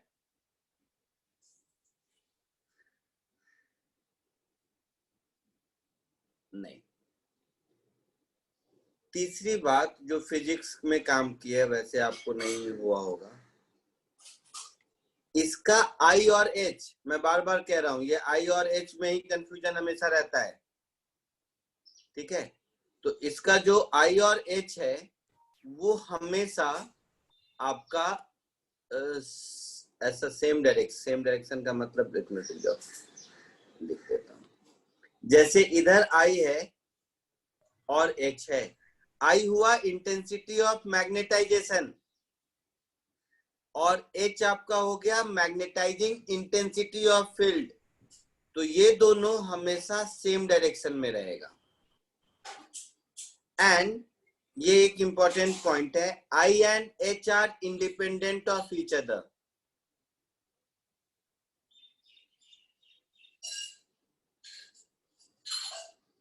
इंडिपेंडेंट का मतलब ये नहीं होता है कि इसका रेशियो नहीं होगा, होगा, बट एक दूसरे पर, ये दोनों दो अलग अलग है।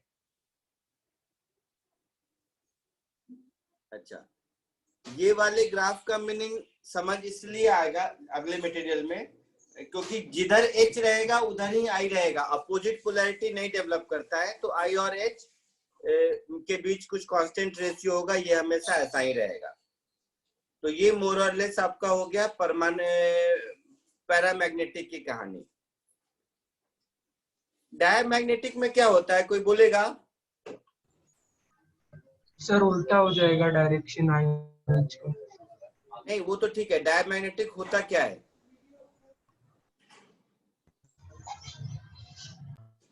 डायमैग्नेटिक मटेरियल होता है, इलेक्ट्रॉन्स पैड हो जाते और कैंसिल करते एक दूसरे का। क्या ऐड होता है? सर डायमैग्नेटिक में इलेक्ट्रॉन्स पैड होते तो फिर एक दूसरे का स्पिन मूवमेंट कैंसिल आउट करते हैं। हाँ, एक दूसरे का स्पिन कैंसिल आउट करते हैं, लेकिन हम लोग तो पढ़ रहे हैं behaviour on the basis of external magnetic field. तो एक्सटर्नल मैग्नेटिक फील्ड के प्रेजेंस में कैसा रिस्पांस देते हैं, मैं ये पूछ रहा हूं। खुद का कैंसिल करते हैं, ये सब सही है?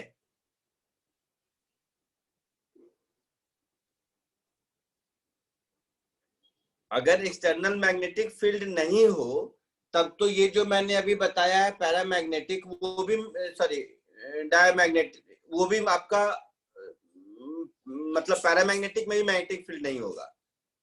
लेकिन एक्सटर्नल मैग्नेटिक फील्ड के प्रेजेंस में डायमैग्नेटिक वाला कैसे रिस्पॉन्ड करेगा, मैं ये पूछना चाह रहा हूँ। वन ही होगा। हाँ, म्यू आर अप्रोक्सीमेटली वन ही होगा। सर शायद जो एक्सटर्नल मैग्नेटिक फील्ड है उसके ऑपोजिट डायरेक्शन में खुद का एक मैग्नेटिक फील्ड क्रिएट हो जाएगा, ऑपोज हाँ, करेगा। इसके अपोजिट डायरेक्शन में होता है। अब अपोजिट में क्यों होता है ये बताएंगे थोड़ा?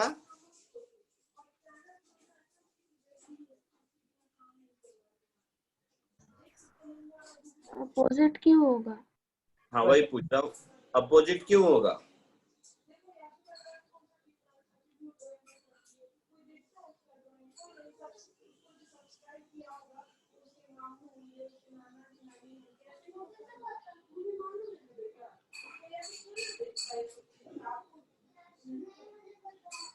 ये अपोजिटली मैग्नेटाइज होता है एक्सटर्नल फील्ड के। तो एक्सटर्नल मैग्नेटिक फील्ड के अपोजिटली मैग्नेटाइज होने की वजह से, और वो भी बहुत वीक होता है, अपोजिट भी ऐसा नहीं कि बहुत ज्यादा होता है, मतलब अपोजिटली मैग्नेटाइज होता है और वीक होता है।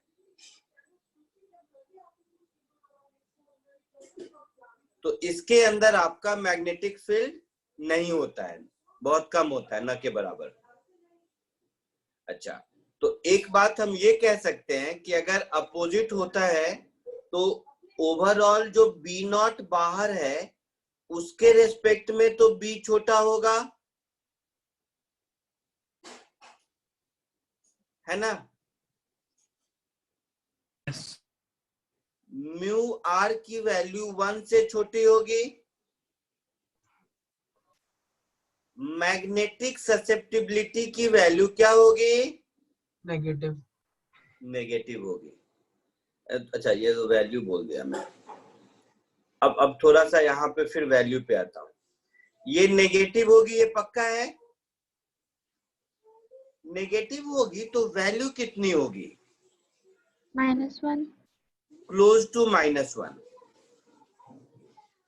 इसका तो -1 आप समझ रहे होंगे, जैसे -1.5 कभी नहीं होगा या -1.01 कभी नहीं होगा। अंदर का मैग्नेटिक फील्ड मैक्सिमम बाहर के जीरो के बराबर, बाहर के बराबर और अपोजिट हो जाएगा। सुन रहे हो बेटा?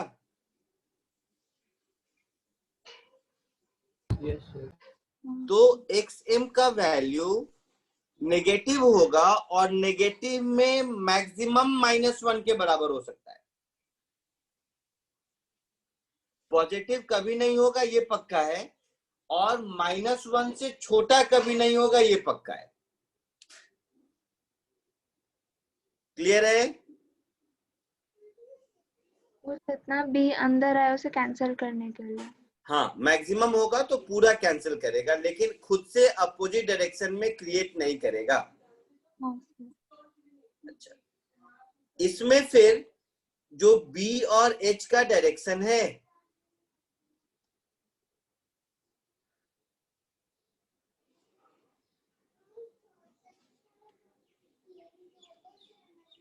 इसमें जो I है और H है ये अपोजिट होगा एक दूसरे के। तो इसमें I और H का ग्राफ ऐसा होगा। ये बात समझ आ रही है? एक्सटर्नल मैग्नेटिक फील्ड अगर पॉजिटिव है तो I नेगेटिव है। समझ रहे हैं मेरी बात? अपोजिट डायरेक्शन का यही मतलब होता है ना? बोलो। हाँ सर। सर वो अपोजिटली जनरेट क्यों होता है?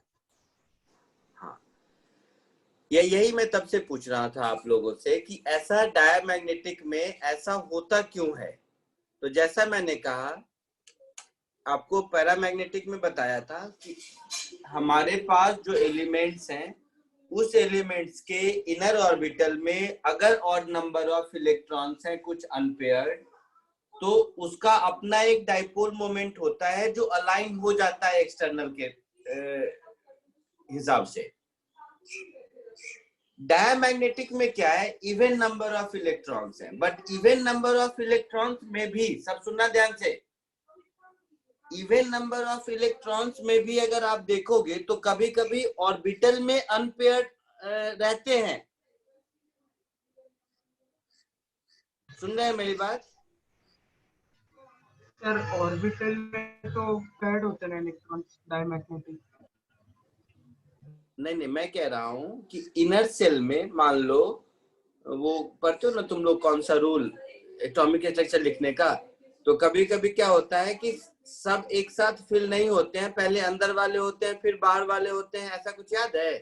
हाँ सर वो तो उस केस में क्या हो जाता है कि इवन नंबर ऑफ इलेक्ट्रॉन में हमेशा जो मैग्नेटिक मोमेंट बचेगा वो मान लो 2 इलेक्ट्रॉन का ही है तो दोनों का प्लस हाफ होगा।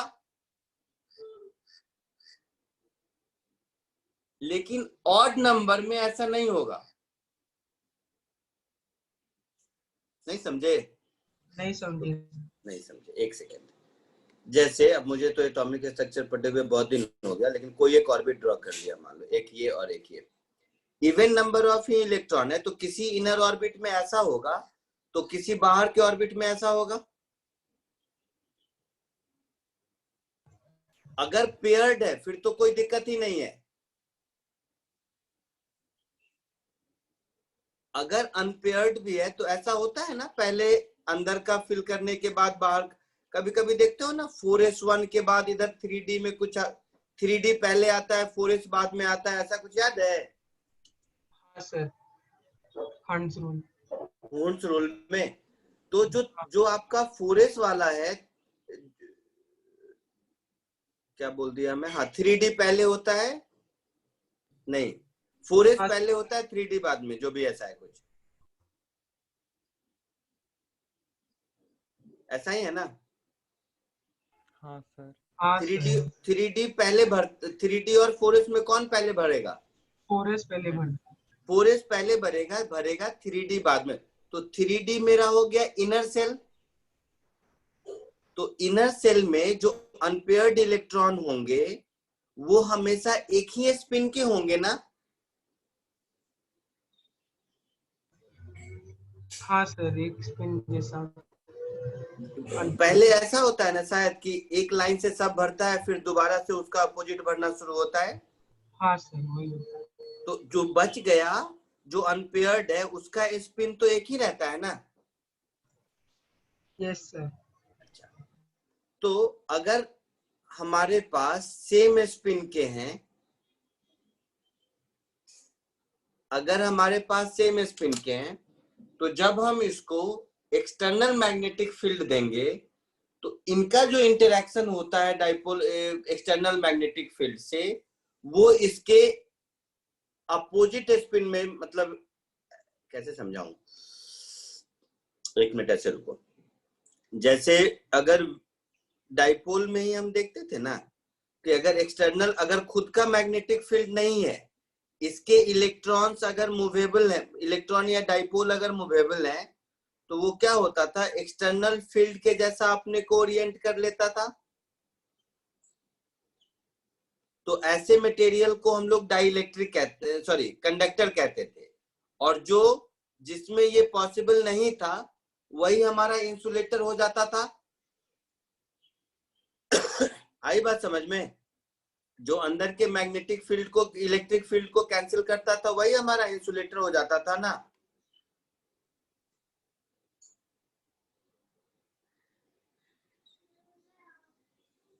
बोलिए।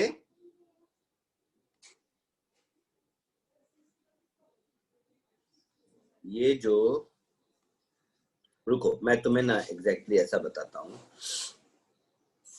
एक मिनट रुक जाओ, एक बार समझाने की कोशिश करता हूँ इसके टर्म में। कोई डायमैग्नेटिक मटेरियल का नाम बता सकते हो जो तुम्हें केमिस्ट्री में याद होगा?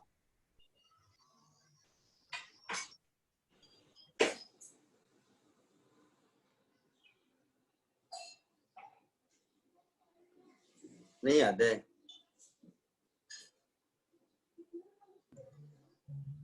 Fluorine, fluorine gas. Fluorine gas है। अच्छा, एक मिनट रुक जाओ, बुक में मैं कोई एग्जांपल ढूंढ रहा हूँ। बुक में मैं एग्जांपल ढूंढ रहा हूँ, एक सेकंड रुक जाओ,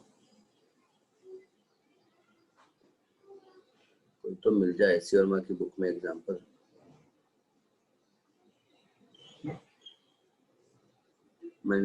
स्मॉल पॉजिटिव पैरामैग्नेटिक,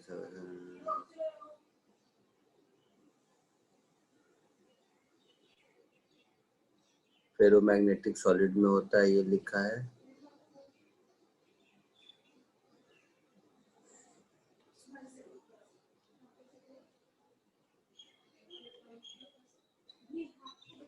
एक सेकेंड और तो मुझे, डायमैग्नेटिक खाली ये लिखा है कि पैरामैग्नेटिक और ferromagnetic, diamagnetic solid liquid gas में होता है, बट फेरोमैग्नेटिक खाली सॉलिड में होता है।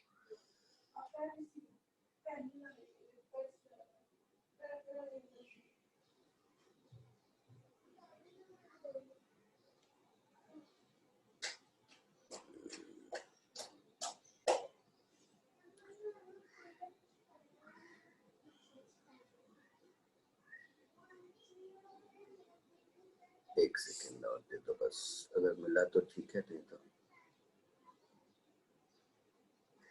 मैं चाह रहा था कि किसी बुक में ये मैग्नेटिक स्पिन को लेके इसका एक्सप्लेनेशन मिल जाए तो मैं आपको दे पाऊँ, वो ढूंढ रहा हूँ, इसीलिए थोड़ा टाइम दे रहा हूँ।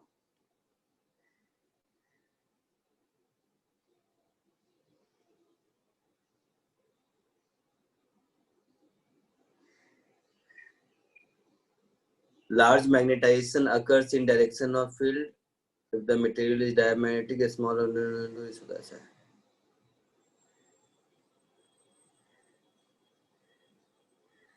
नहीं, कहीं एनालिसिस तो मुझे अभी दिख नहीं रहा है। अच्छा, जब तक आप कॉपी करेंगे तब तक मैं एक कोई ढूंढता हूँ जिसमें कि मुझे इसका इलेक्ट्रॉनिक कॉन्फ़िगरेशन के साथ एनालिसिस मिले तो बता पाऊंगा। बट ये आप अभी तक इतना समझ लीजिए कि ये अपोजिटली मैग्नेटाइज होता है, जिसके कारण अंदर का मैग्नेटिक फील्ड कैंसिल होता है। स्पिन से इसका क्या रिलेशन है मैं बताता हूँ थोड़ी देर में।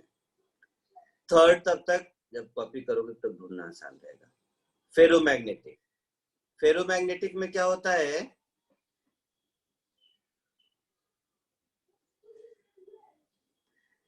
कि इसमें जो इलेक्ट्रॉन्स होते हैं वो जिनका अपना स्पिन है, वो सारे इलेक्ट्रॉन्स कंडेंस्ड वे में अलग अलग रहते हैं। कंडेंस्ड वे में अलग अलग रहने का मतलब ये हुआ कि जिसको कि केमिस्ट्री के लैंग्वेज में बोलते हैं कि छोटा छोटा वॉइड में ये डिस्पर्स्ड रहते हैं, और वो वॉइड पूरे पूरे मटेरियल में कहीं कहीं होता है। जैसे इसके स्पिन्स रैंडमली ओरिएंटेड होते हैं, दिखा रहा हूं एक मिनट डायग्राम में। इसके स्पिन्स रैंडमली ओरिएंटेड रहते हैं, बट छोटे छोटे वॉइड में, जहां पर कि हाँ ये वाला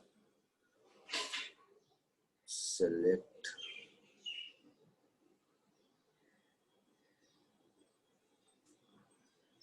इनका क्या होता है, इनका ऐसे भी खुद से अपना मैग्नेटिक मोमेंट होता है, इनका खुद से अपना मैग्नेटिक मोमेंट होता है, लेकिन ये छोटे छोटे क्लस्टर में, जैसे इस क्लस्टर में देखो मैग्नेटिक मोमेंट ऐसा है, इस क्लस्टर में देखो मैग्नेटिक मोमेंट ऐसा है, इस क्लस्टर में देखो मैग्नेटिक मोमेंट ऐसा है। तो छोटे छोटे क्लस्टर में इसके मैग्नेटिक मोमेंट रैंडमली ओरिएंटेड होते हैं। एक्सटर्नल मैग्नेटिक फील्ड के केस में क्या होता है, अपने ही क्लस्टर में इसके सारे मैग्नेटिक मोमेंट सेम डायरेक्शन में अलाइन हो जाते हैं, जिसकी वजह से इसके अंदर एक स्ट्रॉन्ग मैग्नेटिक फील्ड जनरेट होता है। ये बात समझ में आई? तो ये जो मैग्नेटिक मोमेंट का इसका डोमेन है, ये मैग्नेटिक मोमेंट का डोमेन बहुत हाईली डेंस्ड होता है। तो और ये जैसा मैंने कहा कि मैग्नेटिक मटेरियल अगर देखा जाए तो अपने आप में परमानेंट है। जैसे इसमें मान लो इस क्लस्टर का नाम मैं 1 दे दूं, इसका 2 दे दूं, इसका 3 दे दूं, तो ये 1 2 3 4 5 कुछ भी है, इस सब का रिजल्टेंट मैग्नेटिक मोमेंट तो पहले से ही होगा। आप समझ आया? तो ये लोग क्या, ये जो मटेरियल क्या है, ये मतलब खुद से सेल्फ मैग्नेटिक मटेरियल तो होते ही हैं। एक्सटर्नल मैग्नेटिक फील्ड के केस में सेल्फ मैग्नेटाइज तो होते ही हैं, एक्सटर्नल मैग्नेटिक फील्ड के केस में ये और ज्यादा अलाइन हो जाते हैं। आई बात समझ में? जिसकी वजह से इसके अंदर मैग्नेटिक फील्ड इंक्रीज करता है। अच्छा, दूसरी बात कि इसमें एक आता है कि क्यूरी लॉ, ऐसे मटेरियल का मैग्नेटिक फील्ड टेम्परेचर के साथ चेंज करता है। तो चेंज करने का है कि इसकी जो मैग्नेटिक ससेप्टिबिलिटी है वो टेम्परेचर के इनवर्सली प्रोपोर्शनल है। इसको हम लोग क्यूरी लॉ भी कहते हैं। तो इनवर्सली प्रोपोर्शनल अगर ससेप्टिबिलिटी है, इसका मतलब है टेम्परेचर बढ़ाते रहने से इसकी ससेप्टिबिलिटी कम होती जाएगी, और इसकी ससेप्टिबिलिटी अगर कम होती जाएगी तो इसके अंदर का मैग्नेटिक इफेक्ट खत्म होता जाएगा, और इसके अंदर का मैग्नेटिक इफेक्ट जिस टेम्परेचर पर खत्म हो जाता है, खत्म नहीं रहता, क्या बोलूं मैं उसको, मतलब परमानेंट मैग्नेट में जब चेंज हो जाता है, उस टेम्परेचर को हम लोग क्यूरी टेम्परेचर कहते हैं। ये क्यूरी टेम्परेचर मतलब इसका कोई ये नहीं है, हर सब्सटेंस का अलग अलग होता है, याद रखने का कोई मीनिंग नहीं है। तो इसकी मैग्नेटिक ससेप्टिबिलिटी टेम्परेचर के साथ इनवर्सली प्रोपोर्शनल है, इसको क्यूरी लॉ कहते हैं। तो इसको हाईली थ्योरेटिकल है, कुछ बताने की जरूरत नहीं है। इनवर्सली प्रोपोर्शनल है, ये क्यूरी लॉ है, और क्यूरी टेम्परेचर है जिस टेम्परेचर पर जैसे जैसे टेम्परेचर इंक्रीज करेंगे ससेप्टिबिलिटी कम होती जाएगी, और ससेप्टिबिलिटी कम होने के बाद जब ये परमानेंट मटेरियल की तरह बिहेव करेगा तो उसको हम लोग क्यूरी टेम्परेचर कहते हैं। तो ऐसे भी कह सकते हैं ferromagnetic substance converted into paramagnetic, उसको हम लोग क्यूरी टेम्परेचर कहते हैं। मिनिमम टेम्परेचर, टेम्परेचर जितना कम रहेगा ससेप्टिबिलिटी उतनी ज्यादा रहेगी। आई बात समझ में? तो ये है आपका मोटा मोटा फेरोमैग्नेटिक की कहानी। जरा अच्छा, इस सब का एक्स और म्यू आर ये सब की वैल्यूज बता देता हूं।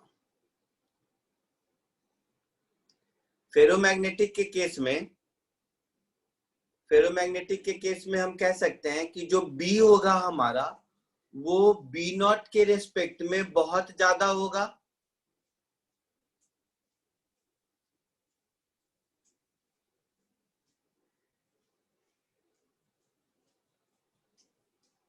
ये बात समझ आई? फर्स्ट पॉइंट में तो कोई दिक्कत नहीं होनी चाहिए। इसका म्यू आर ये भी 1 के रेस्पेक्ट में बहुत ज्यादा होगा, मोस्टली 100 के ऑर्डर में होता है। ये बात समझ आई?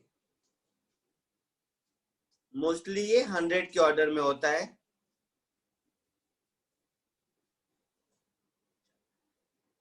इसका जो इंटेंसिटी ऑफ मैग्नेटाइजेशन है और मैग्नेटाइजिंग इंटेंसिटी है, इसके बीच का ग्राफ थ्योरेटिकली है, कुछ इसको आप प्रूव तो कर नहीं सकते हैं। ये हर टेम्परेचर वेरिएशन और सबस्टेंस के बीच ड्रॉ करके देखा गया है। तो इसका जो ग्राफ है ये स्ट्रेट लाइन नहीं होता है, ज्यादा मैग्नेटिक फील्ड मिलता है तो उसकी इंटेंसिटी ऑफ मैग्नेटाइजेशन भी इंक्रीज करती है एक सर्टेन वैल्यू के बाद, और उसके बाद जाके ये कांस्टेंट हो जाता है। तो इसका ग्राफ आपका कुछ ड्रॉ करना मुझे हो सकता है थोड़ा मुश्किल हो, ऐसा ऐसा ऐसा, और यहाँ पे जाके एक सर्टेन वैल्यू ऑफ एच पर, एक सर्टेन वैल्यू ऑफ एच के बियॉन्ड आई इंक्रीज नहीं करता है। ये काम की बात है जो मुझे याद रखनी है। तो इसके एच और आई का ये ग्राफ है। सर एक्सपेरिमेंटली पैरामैग्नेटिक और डायमैग्नेटिक का स्ट्रेट लाइन ही है क्या? आई हाँ हाँ, वो स्ट्रेट लाइन ही है। वो स्ट्रेट लाइन का जो स्लोप है ये मटेरियल के साथ चेंज होता जाएगा, बट वो स्ट्रेट लाइन ही है। तो जल्दी से ये तीनों के डायग्राम कॉपी कर लीजिए। इस 5 मिनट के टाइम में मैं वो इलेक्ट्रॉनिक कॉन्फ़िगरेशन से डायमैग्नेटिक का बिहेवियर ढूंढने की कोशिश करता हूँ। नहीं दिख रहा होगा? हाँ सर, बोलते जाना, मैं स्क्रॉल करता जाऊंगा। 2 मिनट में जैसे तक ढूंढता हूँ, तुम लोग देखो मिल जाता है। थ्योरेटिकल किसी न किसी अच्छी बुक में जरूर होगा।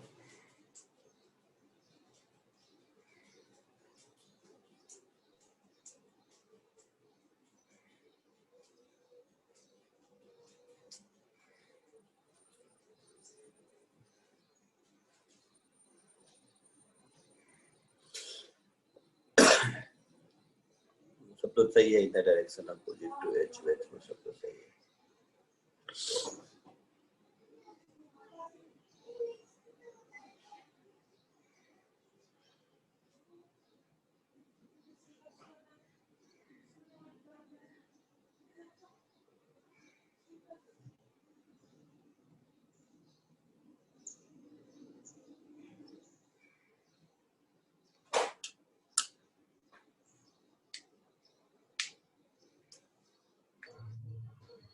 सर नीचे स्क्रॉल कर सकते हो?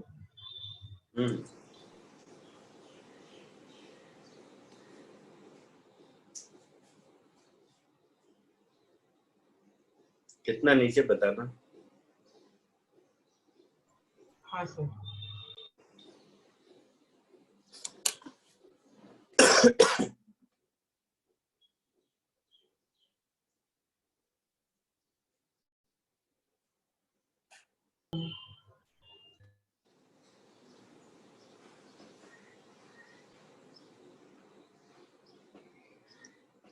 हाँ बस सर।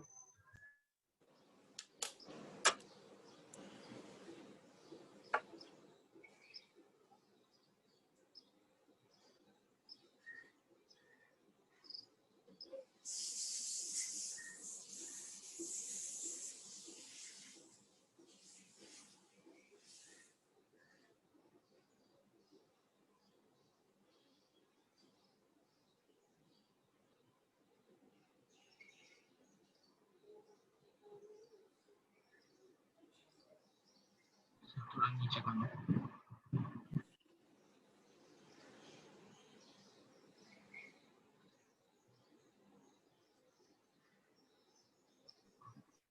सर थोड़ा नीचे करना। नीचे करूँ?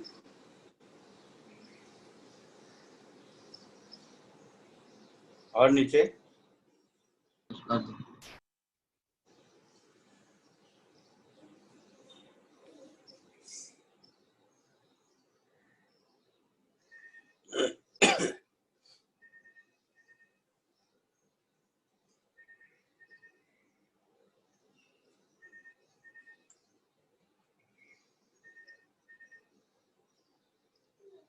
हो गया सर।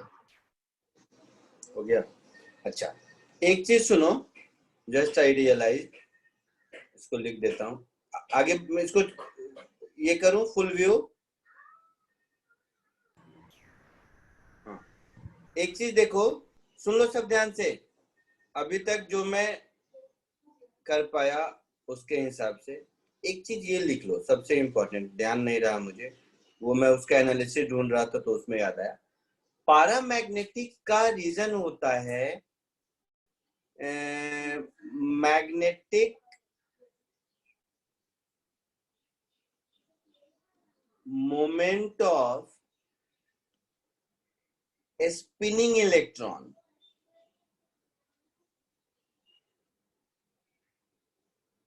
मतलब इसमें जो मैग्नेटिक मोमेंट होता है वो इलेक्ट्रॉन के स्पिन की वजह से होता है।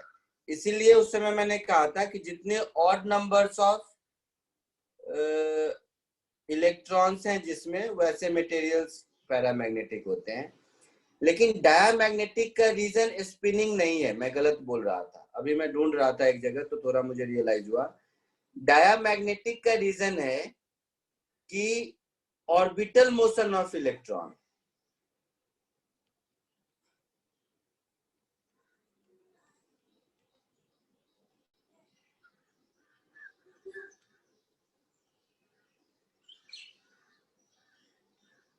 ठीक है, एग्जैक्ट रीजन तक तो मैं नहीं पहुंचा, बट इसके अंदर जो अपोजिट डायरेक्शन में minimum almost zero kind of induced ये मैग्नेटिक फील्ड नहीं होता है, बट जो मैग्नेटिक मोमेंट जनरेट होता है वो स्पिन ऑफ इलेक्ट्रॉन की वजह से नहीं, ऑर्बिटल मोशन ऑफ इलेक्ट्रॉन की वजह से।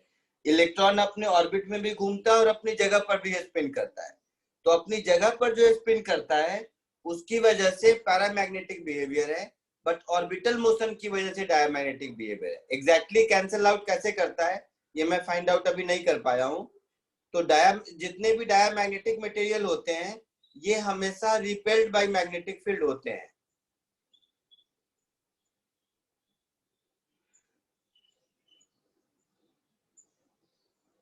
अब एग्जैक्ट इसका रीजन मैग्नेटिक फील्ड के हिसाब से कैसे है ये बता पाना अभी मेरे पास पॉसिबल नहीं है, लेकिन ये बात इंपॉर्टेंट है जो याद रखो। इसके लिए orbital motion of electron responsible है, जबकि पैरामैग्नेटिक बिहेवियर के लिए spin motion of electron responsible है।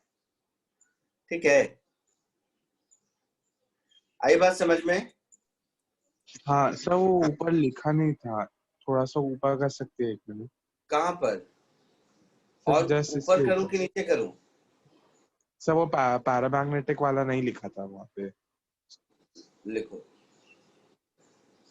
ठीक है, तो मोर और लेस ये आपका, बाकी तो आप इसकी बुक देखेंगे ना कोई भी एनसीईआरटी या कुछ भी, तो छोटी छोटी थ्योरी का कोई अंत नहीं है। जैसे एक हिस्टेरिसिस है, हिस्टेरिसिस इफेक्ट मालूम है? हिस्टेरिसिस इफेक्ट केवल और केवल फेरोमैग्नेटिक में होता है, जिसमें मैग्नेटाइज्ड और डीमैग्नेटाइज्ड दोनों मटेरियल होता है। अपोजिट डायरेक्शन में फील्ड प्रोड्यूस कर फील्ड देते हैं तो धीरे धीरे डीमैग्नेटाइज भी हो जाता है। तो ये सब जो थ्योरी है बुक में छोटी छोटी और आपको मिल सकती है। न्यूमेरिकल पॉइंट ऑफ व्यू से तो कोई ज्यादा इंपॉर्टेंट है नहीं। तो मेरी तरफ से ये चैप्टर खत्म, बाकी आप देखते रहिए। मतलब आप बोर्ड के हिसाब से बुक जरूर देख लेना, मेरा ये कहने का मतलब है। छोटे छोटे कोई भी वर्ड पूछ सकते हैं। ठीक है, हो गया, लिख लिए? ठीक है, आई बात समझ में? तो मेरे हाँ, सर। साइड से क्लासिकल मैग्नेटिज्म खत्म। बुक में आप थोड़ा बहुत, इसमें बुक में और क्या क्या है मैं बताता हूँ।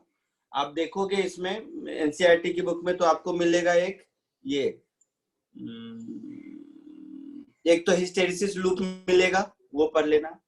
दूसरा आपको मिलेगा, पता नहीं मेरे देखे हुए बहुत दिन हो गया, बट डिप के मेजर करने के लिए आपका बार मैग्नेट का यूज नहीं।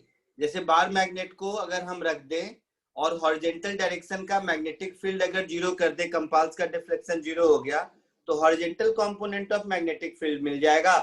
और horizontal component of magnetic field मिल गया तो B is equal to BS tan theta होता है। हाँ सर, वो डिप नीडल यूज करके। हाँ, ऐसा। तो ये सब छोटी छोटी चीजें आपको मिल सकती हैं बुक में, पढ़ लीजिएगा। बोर्ड के हिसाब से जरूरी है, जेई के हिसाब से बिल्कुल जरूरी नहीं है। मैं इस चैप्टर को अपने साइड से आपको खत्म बताता हूँ, इसमें अब कुछ नहीं बचा। नेक्स्ट लेक्चर क्या करोगे ये बता दो। सर नया चैप्टर डाउट्स? हाँ, डाउट्स का ही पूछ रहा हूँ। डाउट्स में कौन सा वाला करोगे, क्या बचा हुआ है मुझे याद नहीं है, बहुत दिन हो गए इसके लिए। सर मॉड्यूल का वो है। अच्छा, मॉड्यूल डिस्कस नहीं किया है सर, और वो असाइनमेंट्स जो ऐप का 6 असाइनमेंट वो भी नहीं हाँ, डिस्कस किया है, तो क्या रखोगे जो बता दो। सर वो ऐप का असाइनमेंट 1 to 6 रखते हैं टारगेट नेक्स्ट लेक्चर का। हाँ हाँ सर। सर। Yes sir. ठीक है, मॉड्यूल सब लोग करके आइए, इसको डिस्कस करेंगे। सर मैंने एक्चुअली पहले मॉड्यूल उठाया था, असाइनमेंट के सारे अब नहीं तो- अटेम्प्ट किए। तो कर लो ना, अभी 1 वीक है ना टाइम आप तुम्हारे पास। ठीक है सर। ठीक है, तो नेक्स्ट लेक्चर में इसको डिस्कस करेंगे। ज्यादा डाउट नहीं होगा तो आगे जिसका हो जाए वो मॉड्यूल भी कर लो। मतलब मुझे प्रैक्टिकली ये दोनों डिस्कस करना है आपके साथ, तो आप करके देख लीजिए। जो पूरा अगर हो जाए एक लेक्चर में तो नथिंग लाइक इट, मैं ये कहने की कोशिश कर रहा हूँ। डिपेंड करता है नंबर ऑफ डाउट्स कितने हैं। ठीक है, चलो ये चैप्टर मेरी तरफ से खत्म। Bye. Thank you sir. Thank you sir.